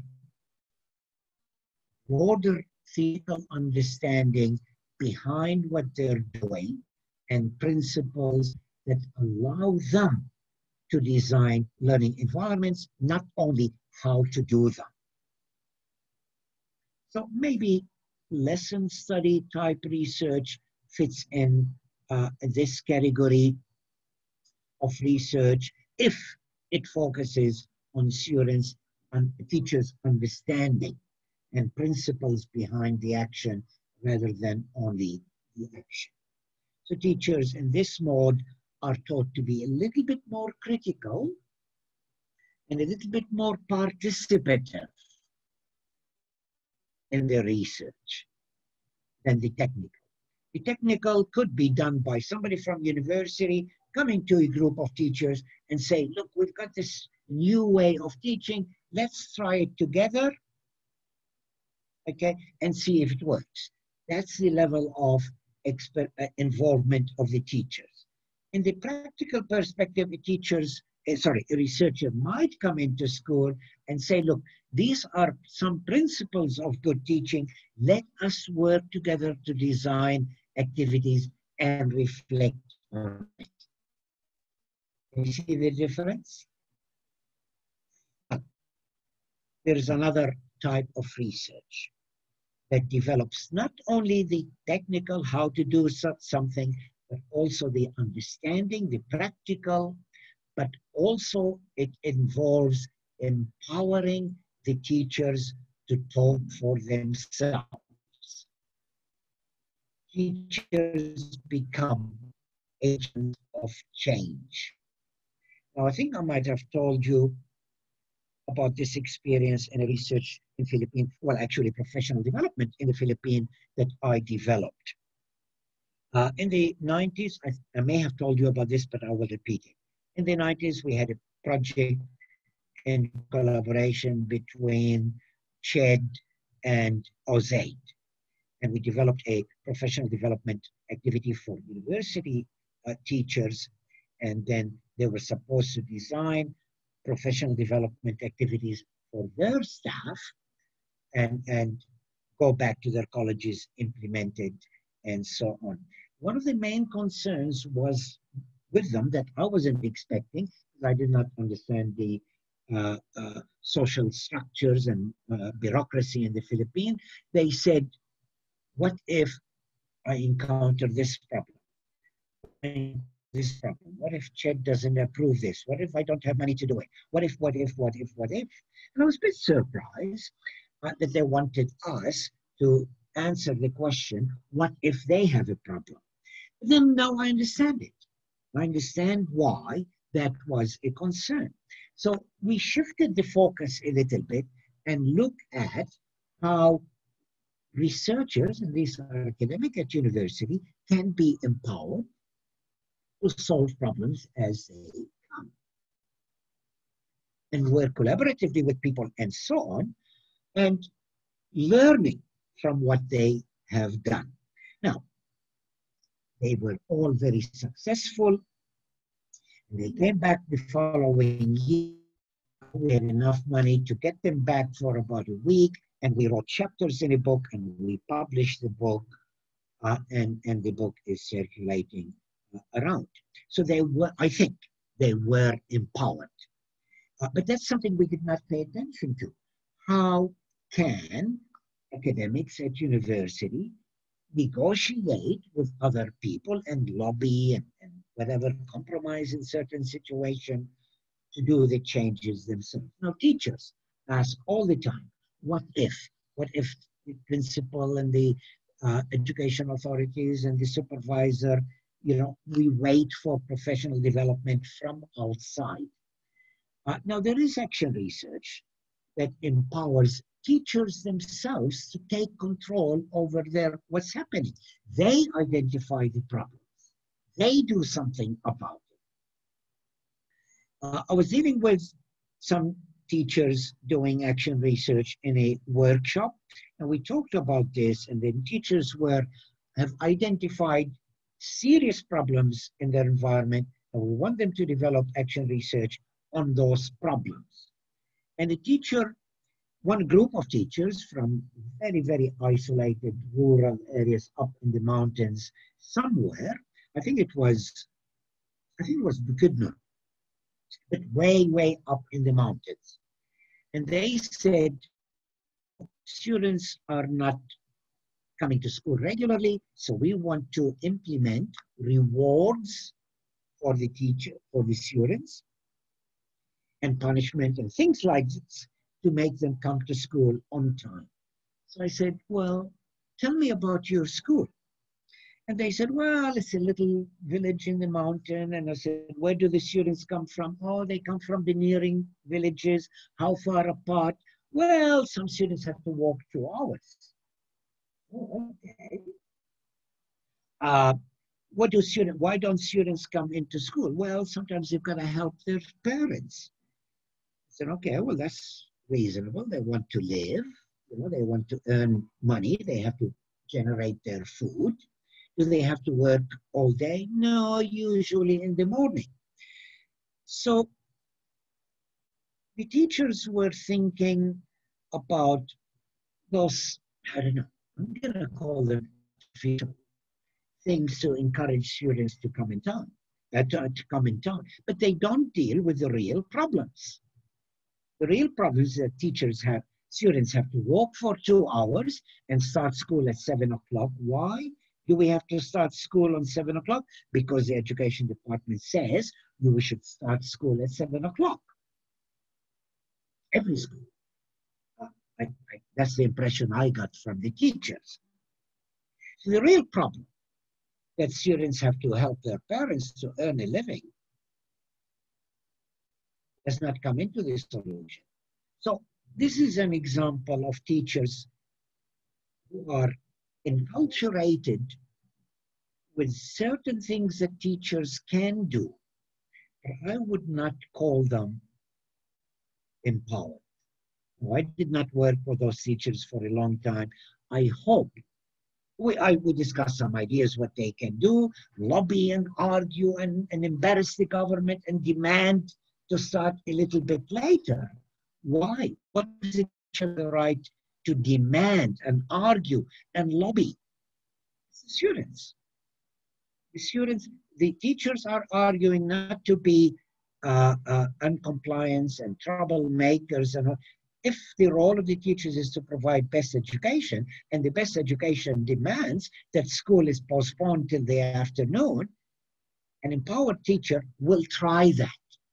Now, I don't know. Maybe I don't understand the context at all. Maybe I come from a different culture and different way of thinking. But to me, an empowered teacher is a teacher that doesn't take no for an answer. Now, this is typical of action research around the world. Action researchers who are empowered, which I think are empowered, are not particularly liked by the system because they always ask questions. Why not? I went to a conference on action research in Colombia, and 2 months before the conference, there are 3 action researchers working with the communities have been murdered. They're not very popular. They maybe upset few people. Now, I'm not saying action researchers should be antagonistic and troublemakers and all that kind of thing, but sometimes certain things in our practice demand raising questions and lobbying and discussion of alternatives to really improve them. Most researchers would choose the easy way out. I have a questionnaire to ask people, why are you being late? And I publish that as an action research, and that's my contribution. So there are different types of action research. Not all action research is the same. And there are different motivations of action research, different aims. Okay, I want to take a short break for some comments. There's some more coming. Reactions, comments. We have one reaction from Yes. Maminda Sexton. She said, oftentimes we only see what concerns us. I agree to concerns of teachers may be different from the concerns of the researchers. Thank you, sir. Amen. And sometimes we avoid dealing with the big problems in education because they're difficult.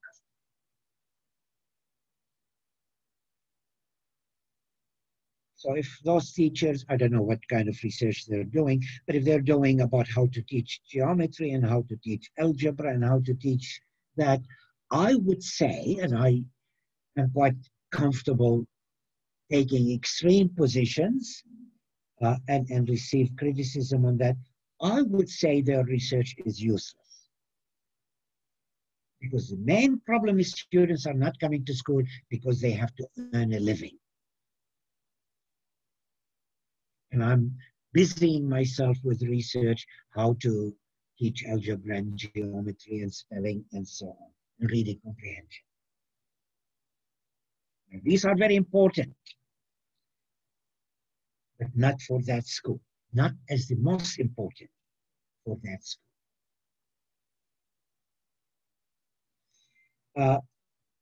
Other comments?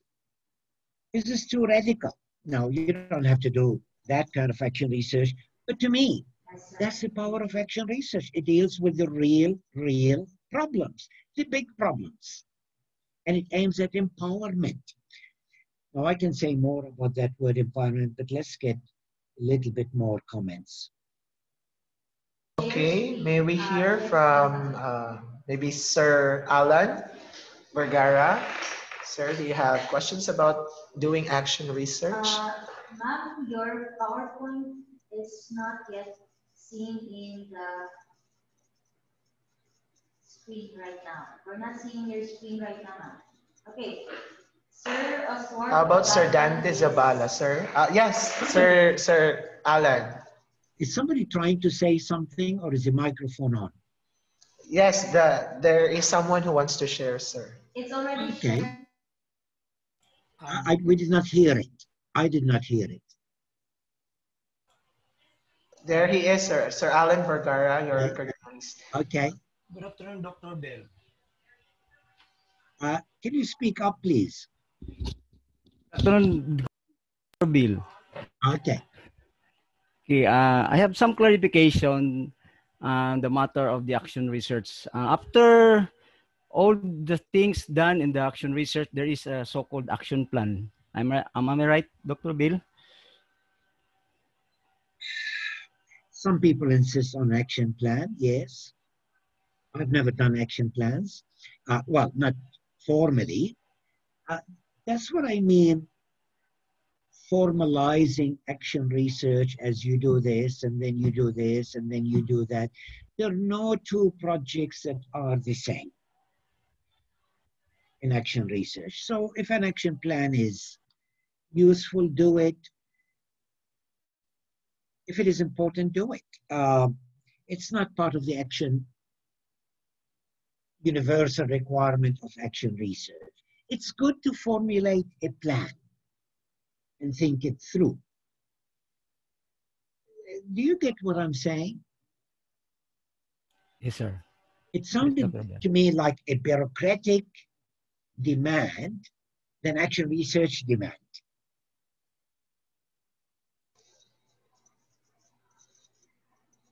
Maybe. Dr. Bill, isn't it like an example of a technical action research also? Well, a lot of times formalistic action research becomes technical, okay? But a lot of times it doesn't start with the real problem of the classroom.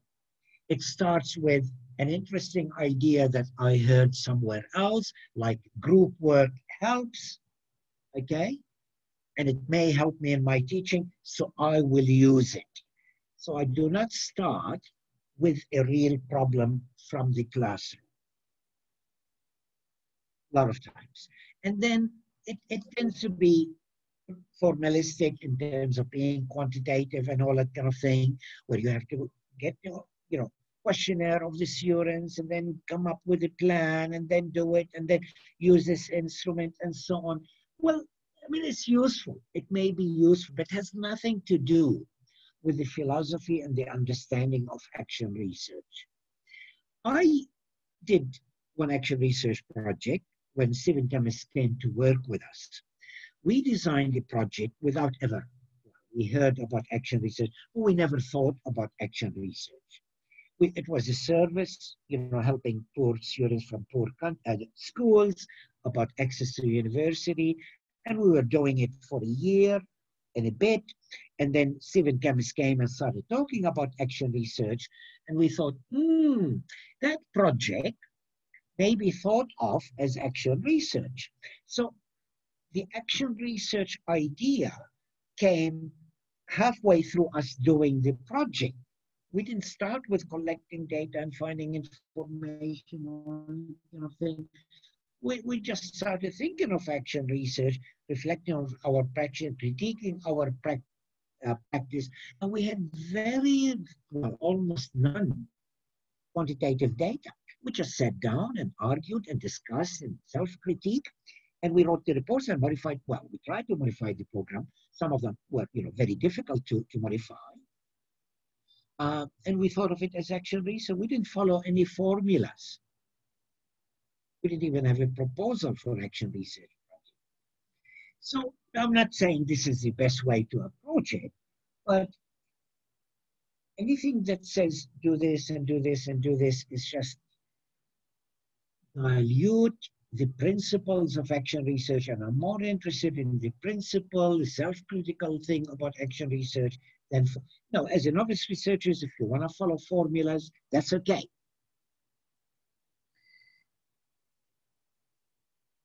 Is that?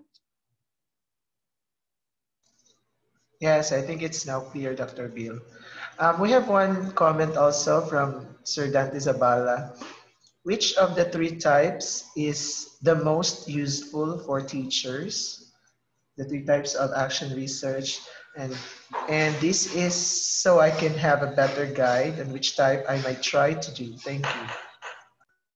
I think I'll put the question back to you.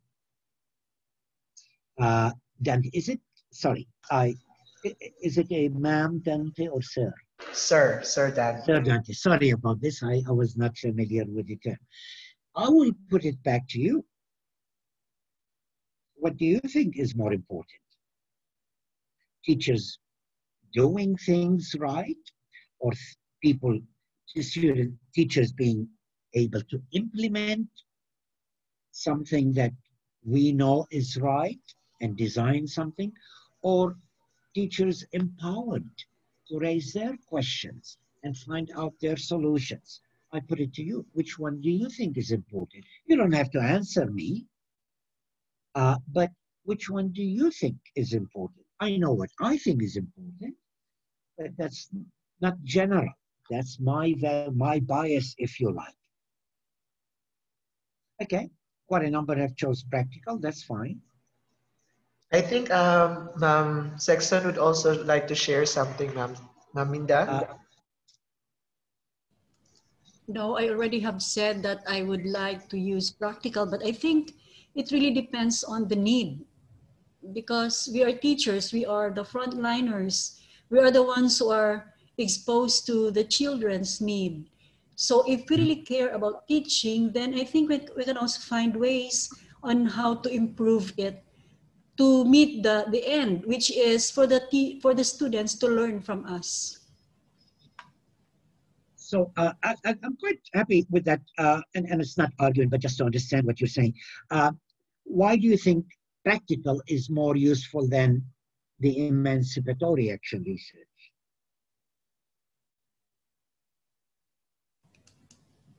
Practical for me, Dr. Bill, because it's used in the practice. I mean, that is what we are going to use in the classroom. So I think I really go for practical. But maybe, as I have said, I have said also, Dr. Bill. Yeah. Yeah, Dr. Bill. Yeah, go on. I'm listening. Yeah, so I also said that maybe it also depends on the need. So if on that particular thing or need, we are going to use practical, or if it would be best to use the other ways, then so be it. Well, maybe I did not explain emancipatory research enough. I'm not saying it is not practical. On the contrary, it is very practical. But the difference is, in the practical type of action research, I'm interested in teachers designing their teachers based on principles and knowledge from the outside, in contrast to teachers themselves feel empowered to identify practical problems and some possible solutions. So it's a degree on how much the teacher depends on outsiders. Does that make sense? So back to those teachers who are teaching in Bikudnon, in the mountain. The solutions they're coming with are very practical. Maybe changing the time of the school to fit the students, or doing something else to help students get there on time. They're very practical problems. But what I'm saying there is, it's not somebody from outside arguing for those changes. The teachers themselves identify problems and say, how can we do something about it? We can write to the education department. If they don't listen, we have the media campaign. We have, now I'm exaggerating there. I hope it doesn't get to that stage, but as examples of things that can happen, have a media campaign and write letters to the publisher, the editors, and so on, to allow students access to the school. So this is very practical, but it's not teaching and learning, not standing in front of the classroom. A lot of times we think of research as something, how do we teach content? But solving other problems of school also is useful. So the difference between practical and emancipatory is not that the problems are less practical, it's the dependence of the teacher on outsiders.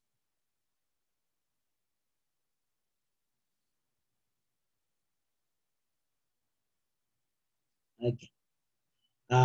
It's okay what people choose. It's okay. It's a matter of what you think the role of teachers and the role of whatever. That's fine.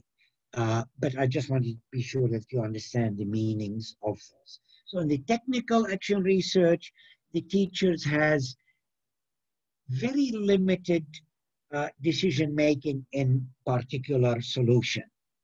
Whether it's a teaching method or so, there is a solution here, try it, and the teacher try it. The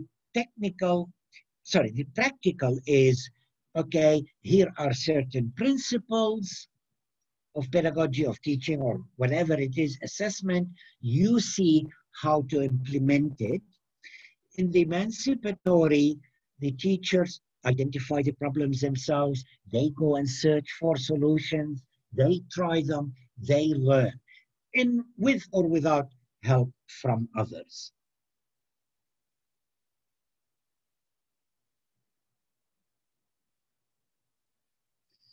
Yes. Angeline asked, is it correct to consider that some action research can be intertwined in nature of all types? Yes, of course. Well, yes, in a sense that if an emancipatory teacher will find solutions themselves that are very practical, and then how to do them, which is practical as well. So it assumes the one below. So they're hierarchical, if you like. Concern, I mean, it's okay to have concern about the technical, about the emancipatory, by saying things like, I don't think teachers should be self-motivated or self-determining. I think they should listen to authority and listen to advice from other people. If that is the point of view, yeah, that's fine. I'm happy if you have that. Angeline, were you trying to say something? Yes, sir. Dr. Bill, thank you for answering. Because I seem to notice that the definitions or the characteristics of the three types of researches, action research, I mean, technical, practical, emancipatory, it seems that during the process of conducting the research or action research, it seems to me that the processes or the results or the product or the results, yes, would also answer the type as technical, practical, and emancipatory. Yeah, So I'm thinking now that these action researches can be similar um, in terms of during the conduct of the process. Yeah, absolutely, absolutely. Uh, I will give you an example of an action research project that I would consider as emancipatory that included the other topics. Let me share with that with you now. Thank People you. often ask, give us example of action research, and this is something I have observed. There is this project in Mexico that I observed. At that time, my knowledge of Spanish was very, very limited. So I observed it, but maybe did not understand everything that was happening. And I wrote about it a chapter in a book with the director of that project, and it sounded fascinating. It sounded really great way for professional development. So I'll describe it for you and describe one particular group that I observed. So the TEPES, Transformación de la Educación Básica desde la Escuela, I'm sure you understand that. So the project is a network of teachers from various schools. So every school participating will have at least 3 teachers from that school associated with one university lecturer. And then another school, maybe another lecturer, and so on and so forth. Occasionally, the whole network, TEBES, would meet together to train teachers in action research and brainstorming about problems and so on. And each group choose their own problem. Okay. They identify the problem. Now, the role of the university person is to give them resources and ideas and facilitate the discussion, but the teachers themselves decide how we want to go about it and how we want to document. Okay? They're not required to write reports, okay? But they have to make a presentation to convince other researchers and other people that what they're learned is useful. Now, my first contact with those was attending one of those meetings. And the teachers were standing up, talking about what they're doing. None of them have data, some of them have data, but it was PowerPoint presentations, not formal reports. That is not how teachers work and not used to. So there are no formal presentation. There are no formal reports written, but there were presentations. And what was there was just amazing because teachers were arguing with each other about what they've heard. So teachers were asking each other, why do you say that? What evidence do they have? Can there be another interpretation? And so on. So teachers were arguing about the lessons that they've learned from what they're doing. Now, I have not seen this many other places. Now, one particular group in particular I want to focus on have chosen the problem of assessing high order thinking. How do we assess high order thinking skill? Now, the person at university gave them some information. And as they were discussing, they realized, wait a minute, the problem is not how to assess high order thinking skill. The problem is, do we actually teach high order thinking skill? They changed the focus of the project. They changed the focus, not anybody else. Now, and then they started saying, well, how do we teach for higher order thinking skills? And somebody said, oh, maybe through games we can do that. Well, let's try. Okay? Now, I don't know what happened after that because I went back to Australia and I lost contact with those teachers. Now, to me, the model that this has been designed is very much emancipatory action research. Obviously, it has technical and practical things, but it is designed in such a way that teachers themselves, with some help from outside, make their decisions. Finding a problem. Defending it. That's important. Defending it, arguing for it, collecting evidence that they think is appropriate, and contesting and changing. I think this is a good example. Thank you, Dr. What I'm Bell. calling empowered.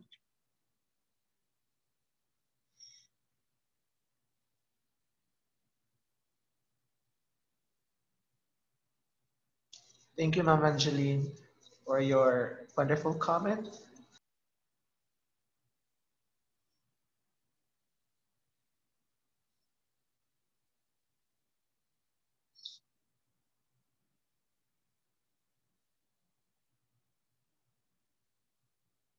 Okay, let me see what else I need to do. How much time we? It's 4 o'clock. We're supposed to finish here. As I said, I've got a few more slides. I'll go through them. I will discuss action research in more detail in a workshop on next Thursday. I'm sure many of us are familiar with it. If you are interested, what I have here, okay, I'll conclude with this. Yeah, actually, this is the end of the presentation.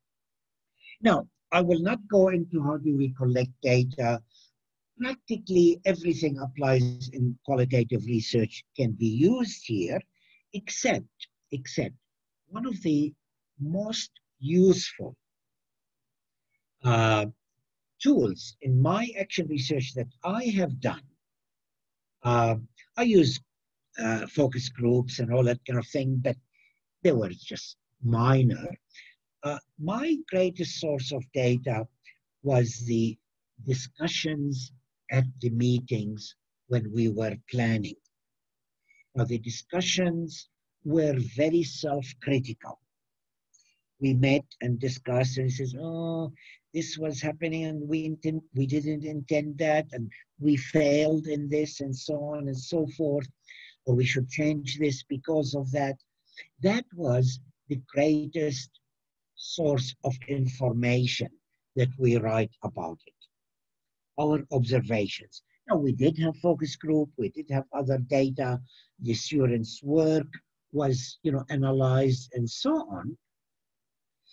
So in terms of data, it's very similar to normal qualitative research, except that the reflection diaries or meetings, whatever, is useful. Now, action research, the emancipatory type, has been developed under different names. And one of those schools of thought is participatory action research, developed in particular by Stephen Kemmis and his colleagues from Australia.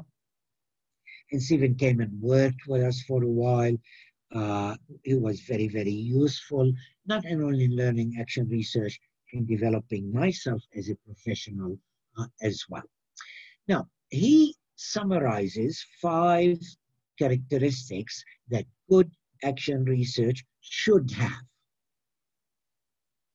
He said, action research, good action research is social practice and should focus on social justice and social processes of education and research. That group of teachers in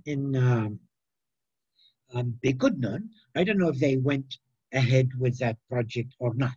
I left the seminar and I lost contact with them.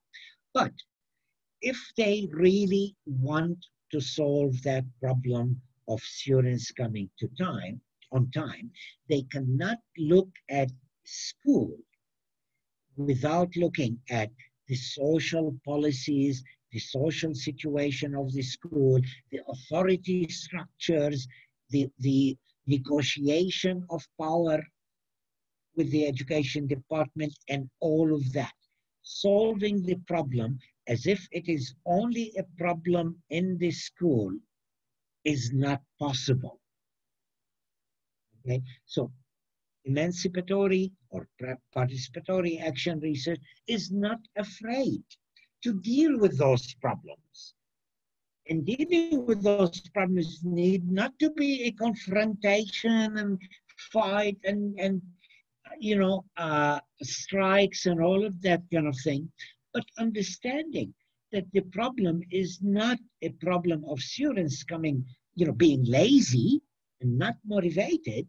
The problem is social structures, social distance, policies and resources, and so on. And solving the problem cannot be done effectively without looking at the problem as a social problem or partly social problem. Now, it is also participatory. The people involved in the practice, being teachers, being students, can be participating not only in being subjects of the research, you know, provide information, but in finding solutions as well. It is collaborative. It may involve working with different people from the education department, from central office, from the parents, or whatever it is. Anybody who can help solve the problem become a researcher. One of the problems advice I always give people who come to me and says, look, I work with a very difficult principal or education, you know, dean or education supervisor that have very set views. What can I do? I said, well, make them co-researcher. Say to them, look, I have this problem. Would you work with me to solve that problem? Make them co-research because they have interest in solving problems in education as well. So collaboration. Participation is people involved in the practice being researcher. Collaboration is working with anybody else. People at university, education department, community, and so on. I talked enough about emancipatory. And also, it aims to be critical. Asking questions all the time. Why? Why not? What else can be done? It is the enemy of the status quo. Now, being critical is not only being critical about other people. That's not what is meant. Being critical is being critical about myself, about my practice. Why do I do what I do? What are the things that I can change and what are the things I cannot change? And make them explicit. It is part of good action research that aims at empowerment. So these are characteristics that we don't read about in other research considerations. We hear about validity, reliability, objectivity. These are important as well. But I don't think they go very far in solving the serious problems in society. So I'm not rejecting, action research does not reject those, but they say, well, they're more general understandings and values that we want research to do. And in addition to solving problems, my priority would be to emancipate teachers to solve their problems. And I think action research is good to do that. But not all action research does that.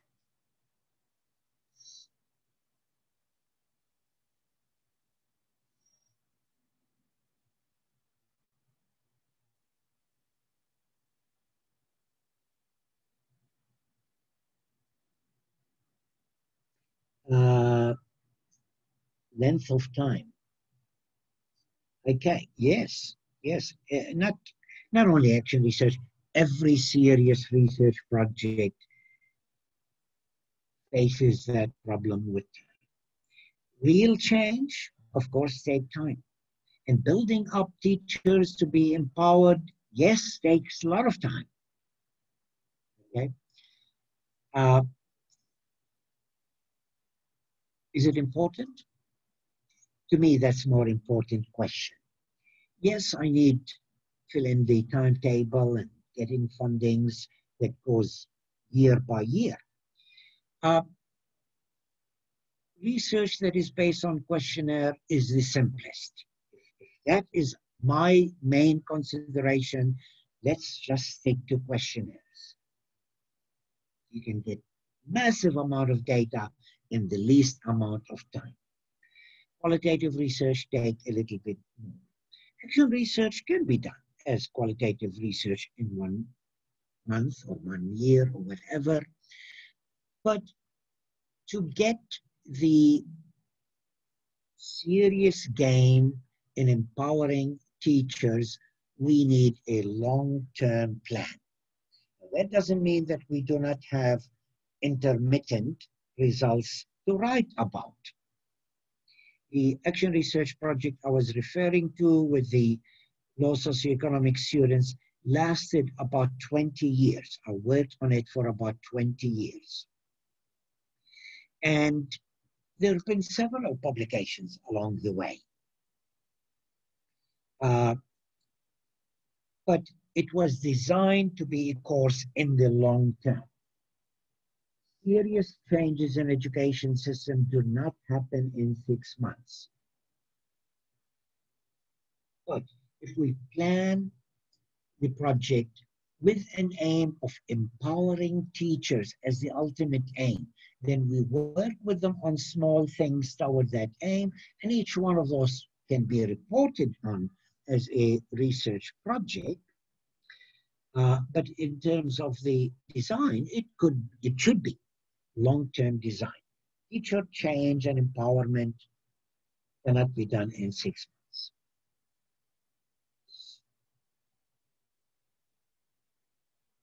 Okay, keep the questions and comments coming. Please turn your camera on, and I would like to see who you are, and if you want. If you don't type in, that's fine. Okay, I guess. Or speak without. Thank you. The time is up. Hello, Dr. Bill. Yes. Thank you very much for your Good, good. Some people are awake. You may now unmute Everyone, if you want to open your camera, our speaker would like to see you.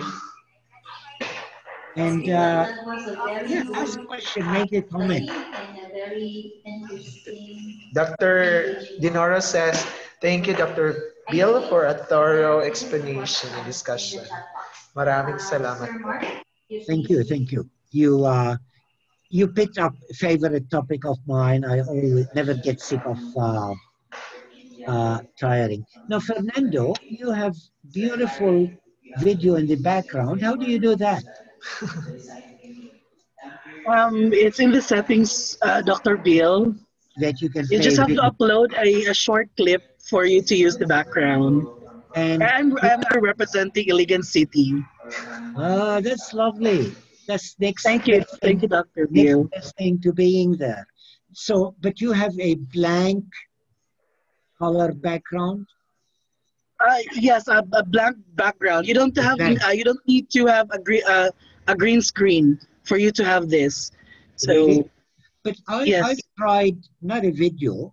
I tried some picture so that people don't get distracted by my living room. But I couldn't do it. I couldn't do it. You get like flickering. Please, Dr. Bill, I will message you on Facebook. I'll tell you the steps here how to do it. Okay. Lovely. Thank you. I appreciate that. Okay. You're welcome, Dr. Bill. All right. Yeah, good to see everybody here. So what comments, any questions, any comments about action research?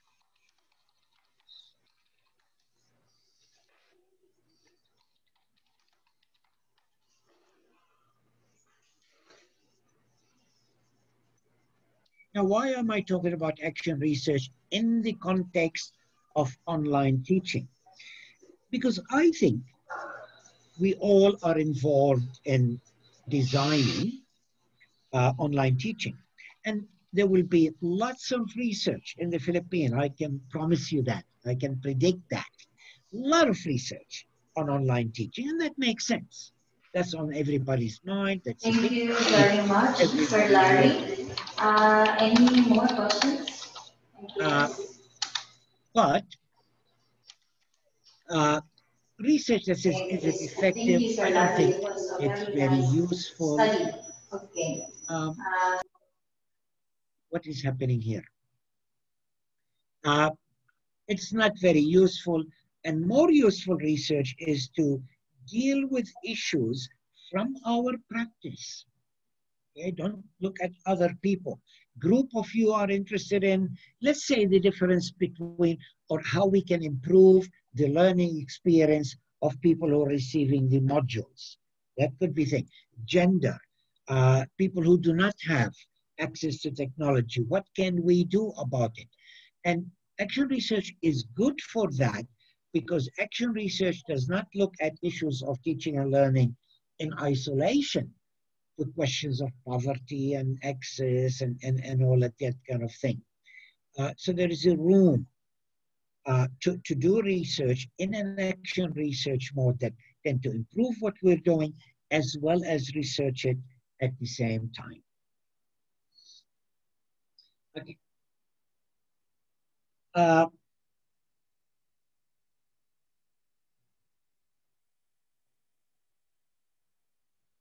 Last comments, last questions. Any more comments, ladies and gentlemen? I think we want to hear from Ma'am Ellen. Hello, Ma'am Ellen. You may now present your screen,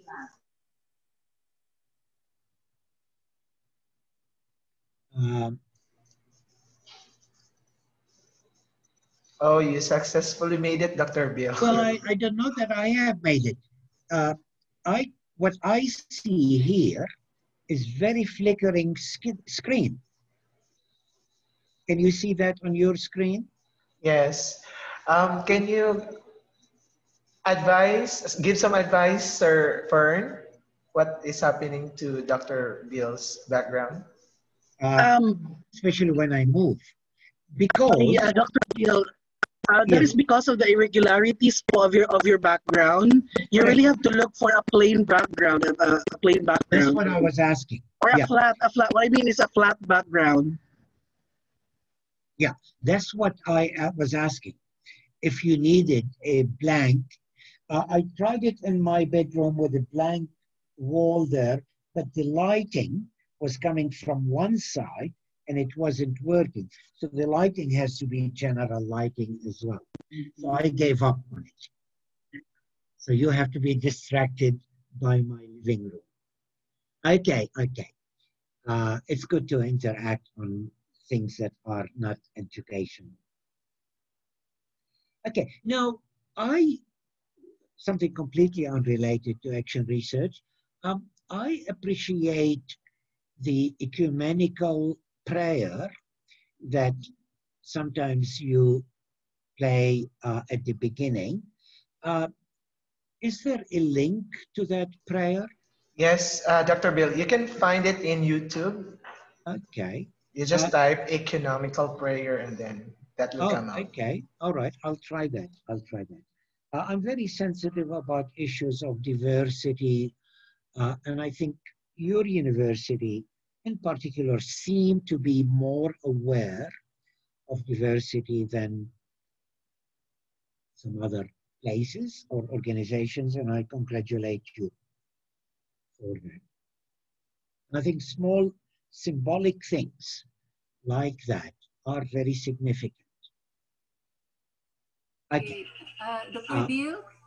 Yeah. This semester, I'm having a class in good manners and right conduct, and there are 4 core values in the Department of Education. That is, maka-Diyos, makatao, maka-Diyos concerning God, and then makatao, the humanity, makakalikasan, nature, and makabansa, patriotism.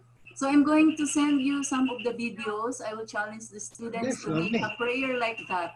That's lovely. Now, I missed the very first section. These are the values of who?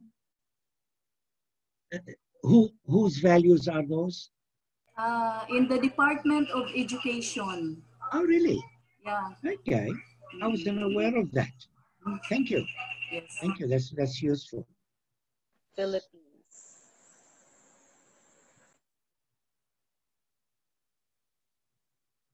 Okay, ladies and gentlemen, I think I reached the limit of my tolerance to Zoom today. I've been on it since 9 o'clock in the morning. So we might call it off. Now, looking at next week, we're meeting on Monday, and I already have 3 people for the individual consultation. There is a chance of having a 4th one. Then the next time for consultation, I think on Tuesday, I might have combination of faculty and graduate students for consultation. And then Wednesday is the last probably opportunity for individual consultation. So there are still vacancies if you would like to have a chat with me. Otherwise, have a great weekend. And I look forward to seeing you next Monday. All right. Next Monday would be in the morning. We'll be starting in the morning. Yes. Yes. And the rest of the days, Dr. Bill? It'll be consultation in the afternoon. Okay. Sir J. Ruel, Sir J. Yes, ma'am. Can we schedule also for consultation of our group research, Luina with Dr. Bill? Yes, ma'am. You can message Dr. Bill through Messenger. He's more active in Messenger for consultation time. Sir Ruel, is it a different one from? Yes, yes, Dr. Bill. It's a different study also. Okay, okay. Yeah, just tell me, give me an approximate time like that you would like, half an hour, 1 hour. I'm happy to do that so that I can block it. I'll do that in the Facebook, sir. I'll Please. Look forward to talking to you. Thank you, Dr. Lovely. Bill. Have a good weekend, one and all, and we'll see you later. Thank you, everyone. All right, if you have no more concerns. Yes, Ma'am Riza. Okay, so this is the end of the session. Remember that next week, Monday, we will be starting in the morning, 8, I guess 9 rather. And then if you have concerns or if you want to consult Dr. Bill, you can message him through FB or email. Thank you very much for your participation, everyone. Have a great day, goodbye, and have a great weekend. Thank you, Dr. Thank you, Sir Ruel, as well. Thank you, Dr. Bill. Thank you, Sir for your J. time. Thank you, Dr. Bill. Thank you, Sir J. Ruel. Thank you, everyone. Thank you.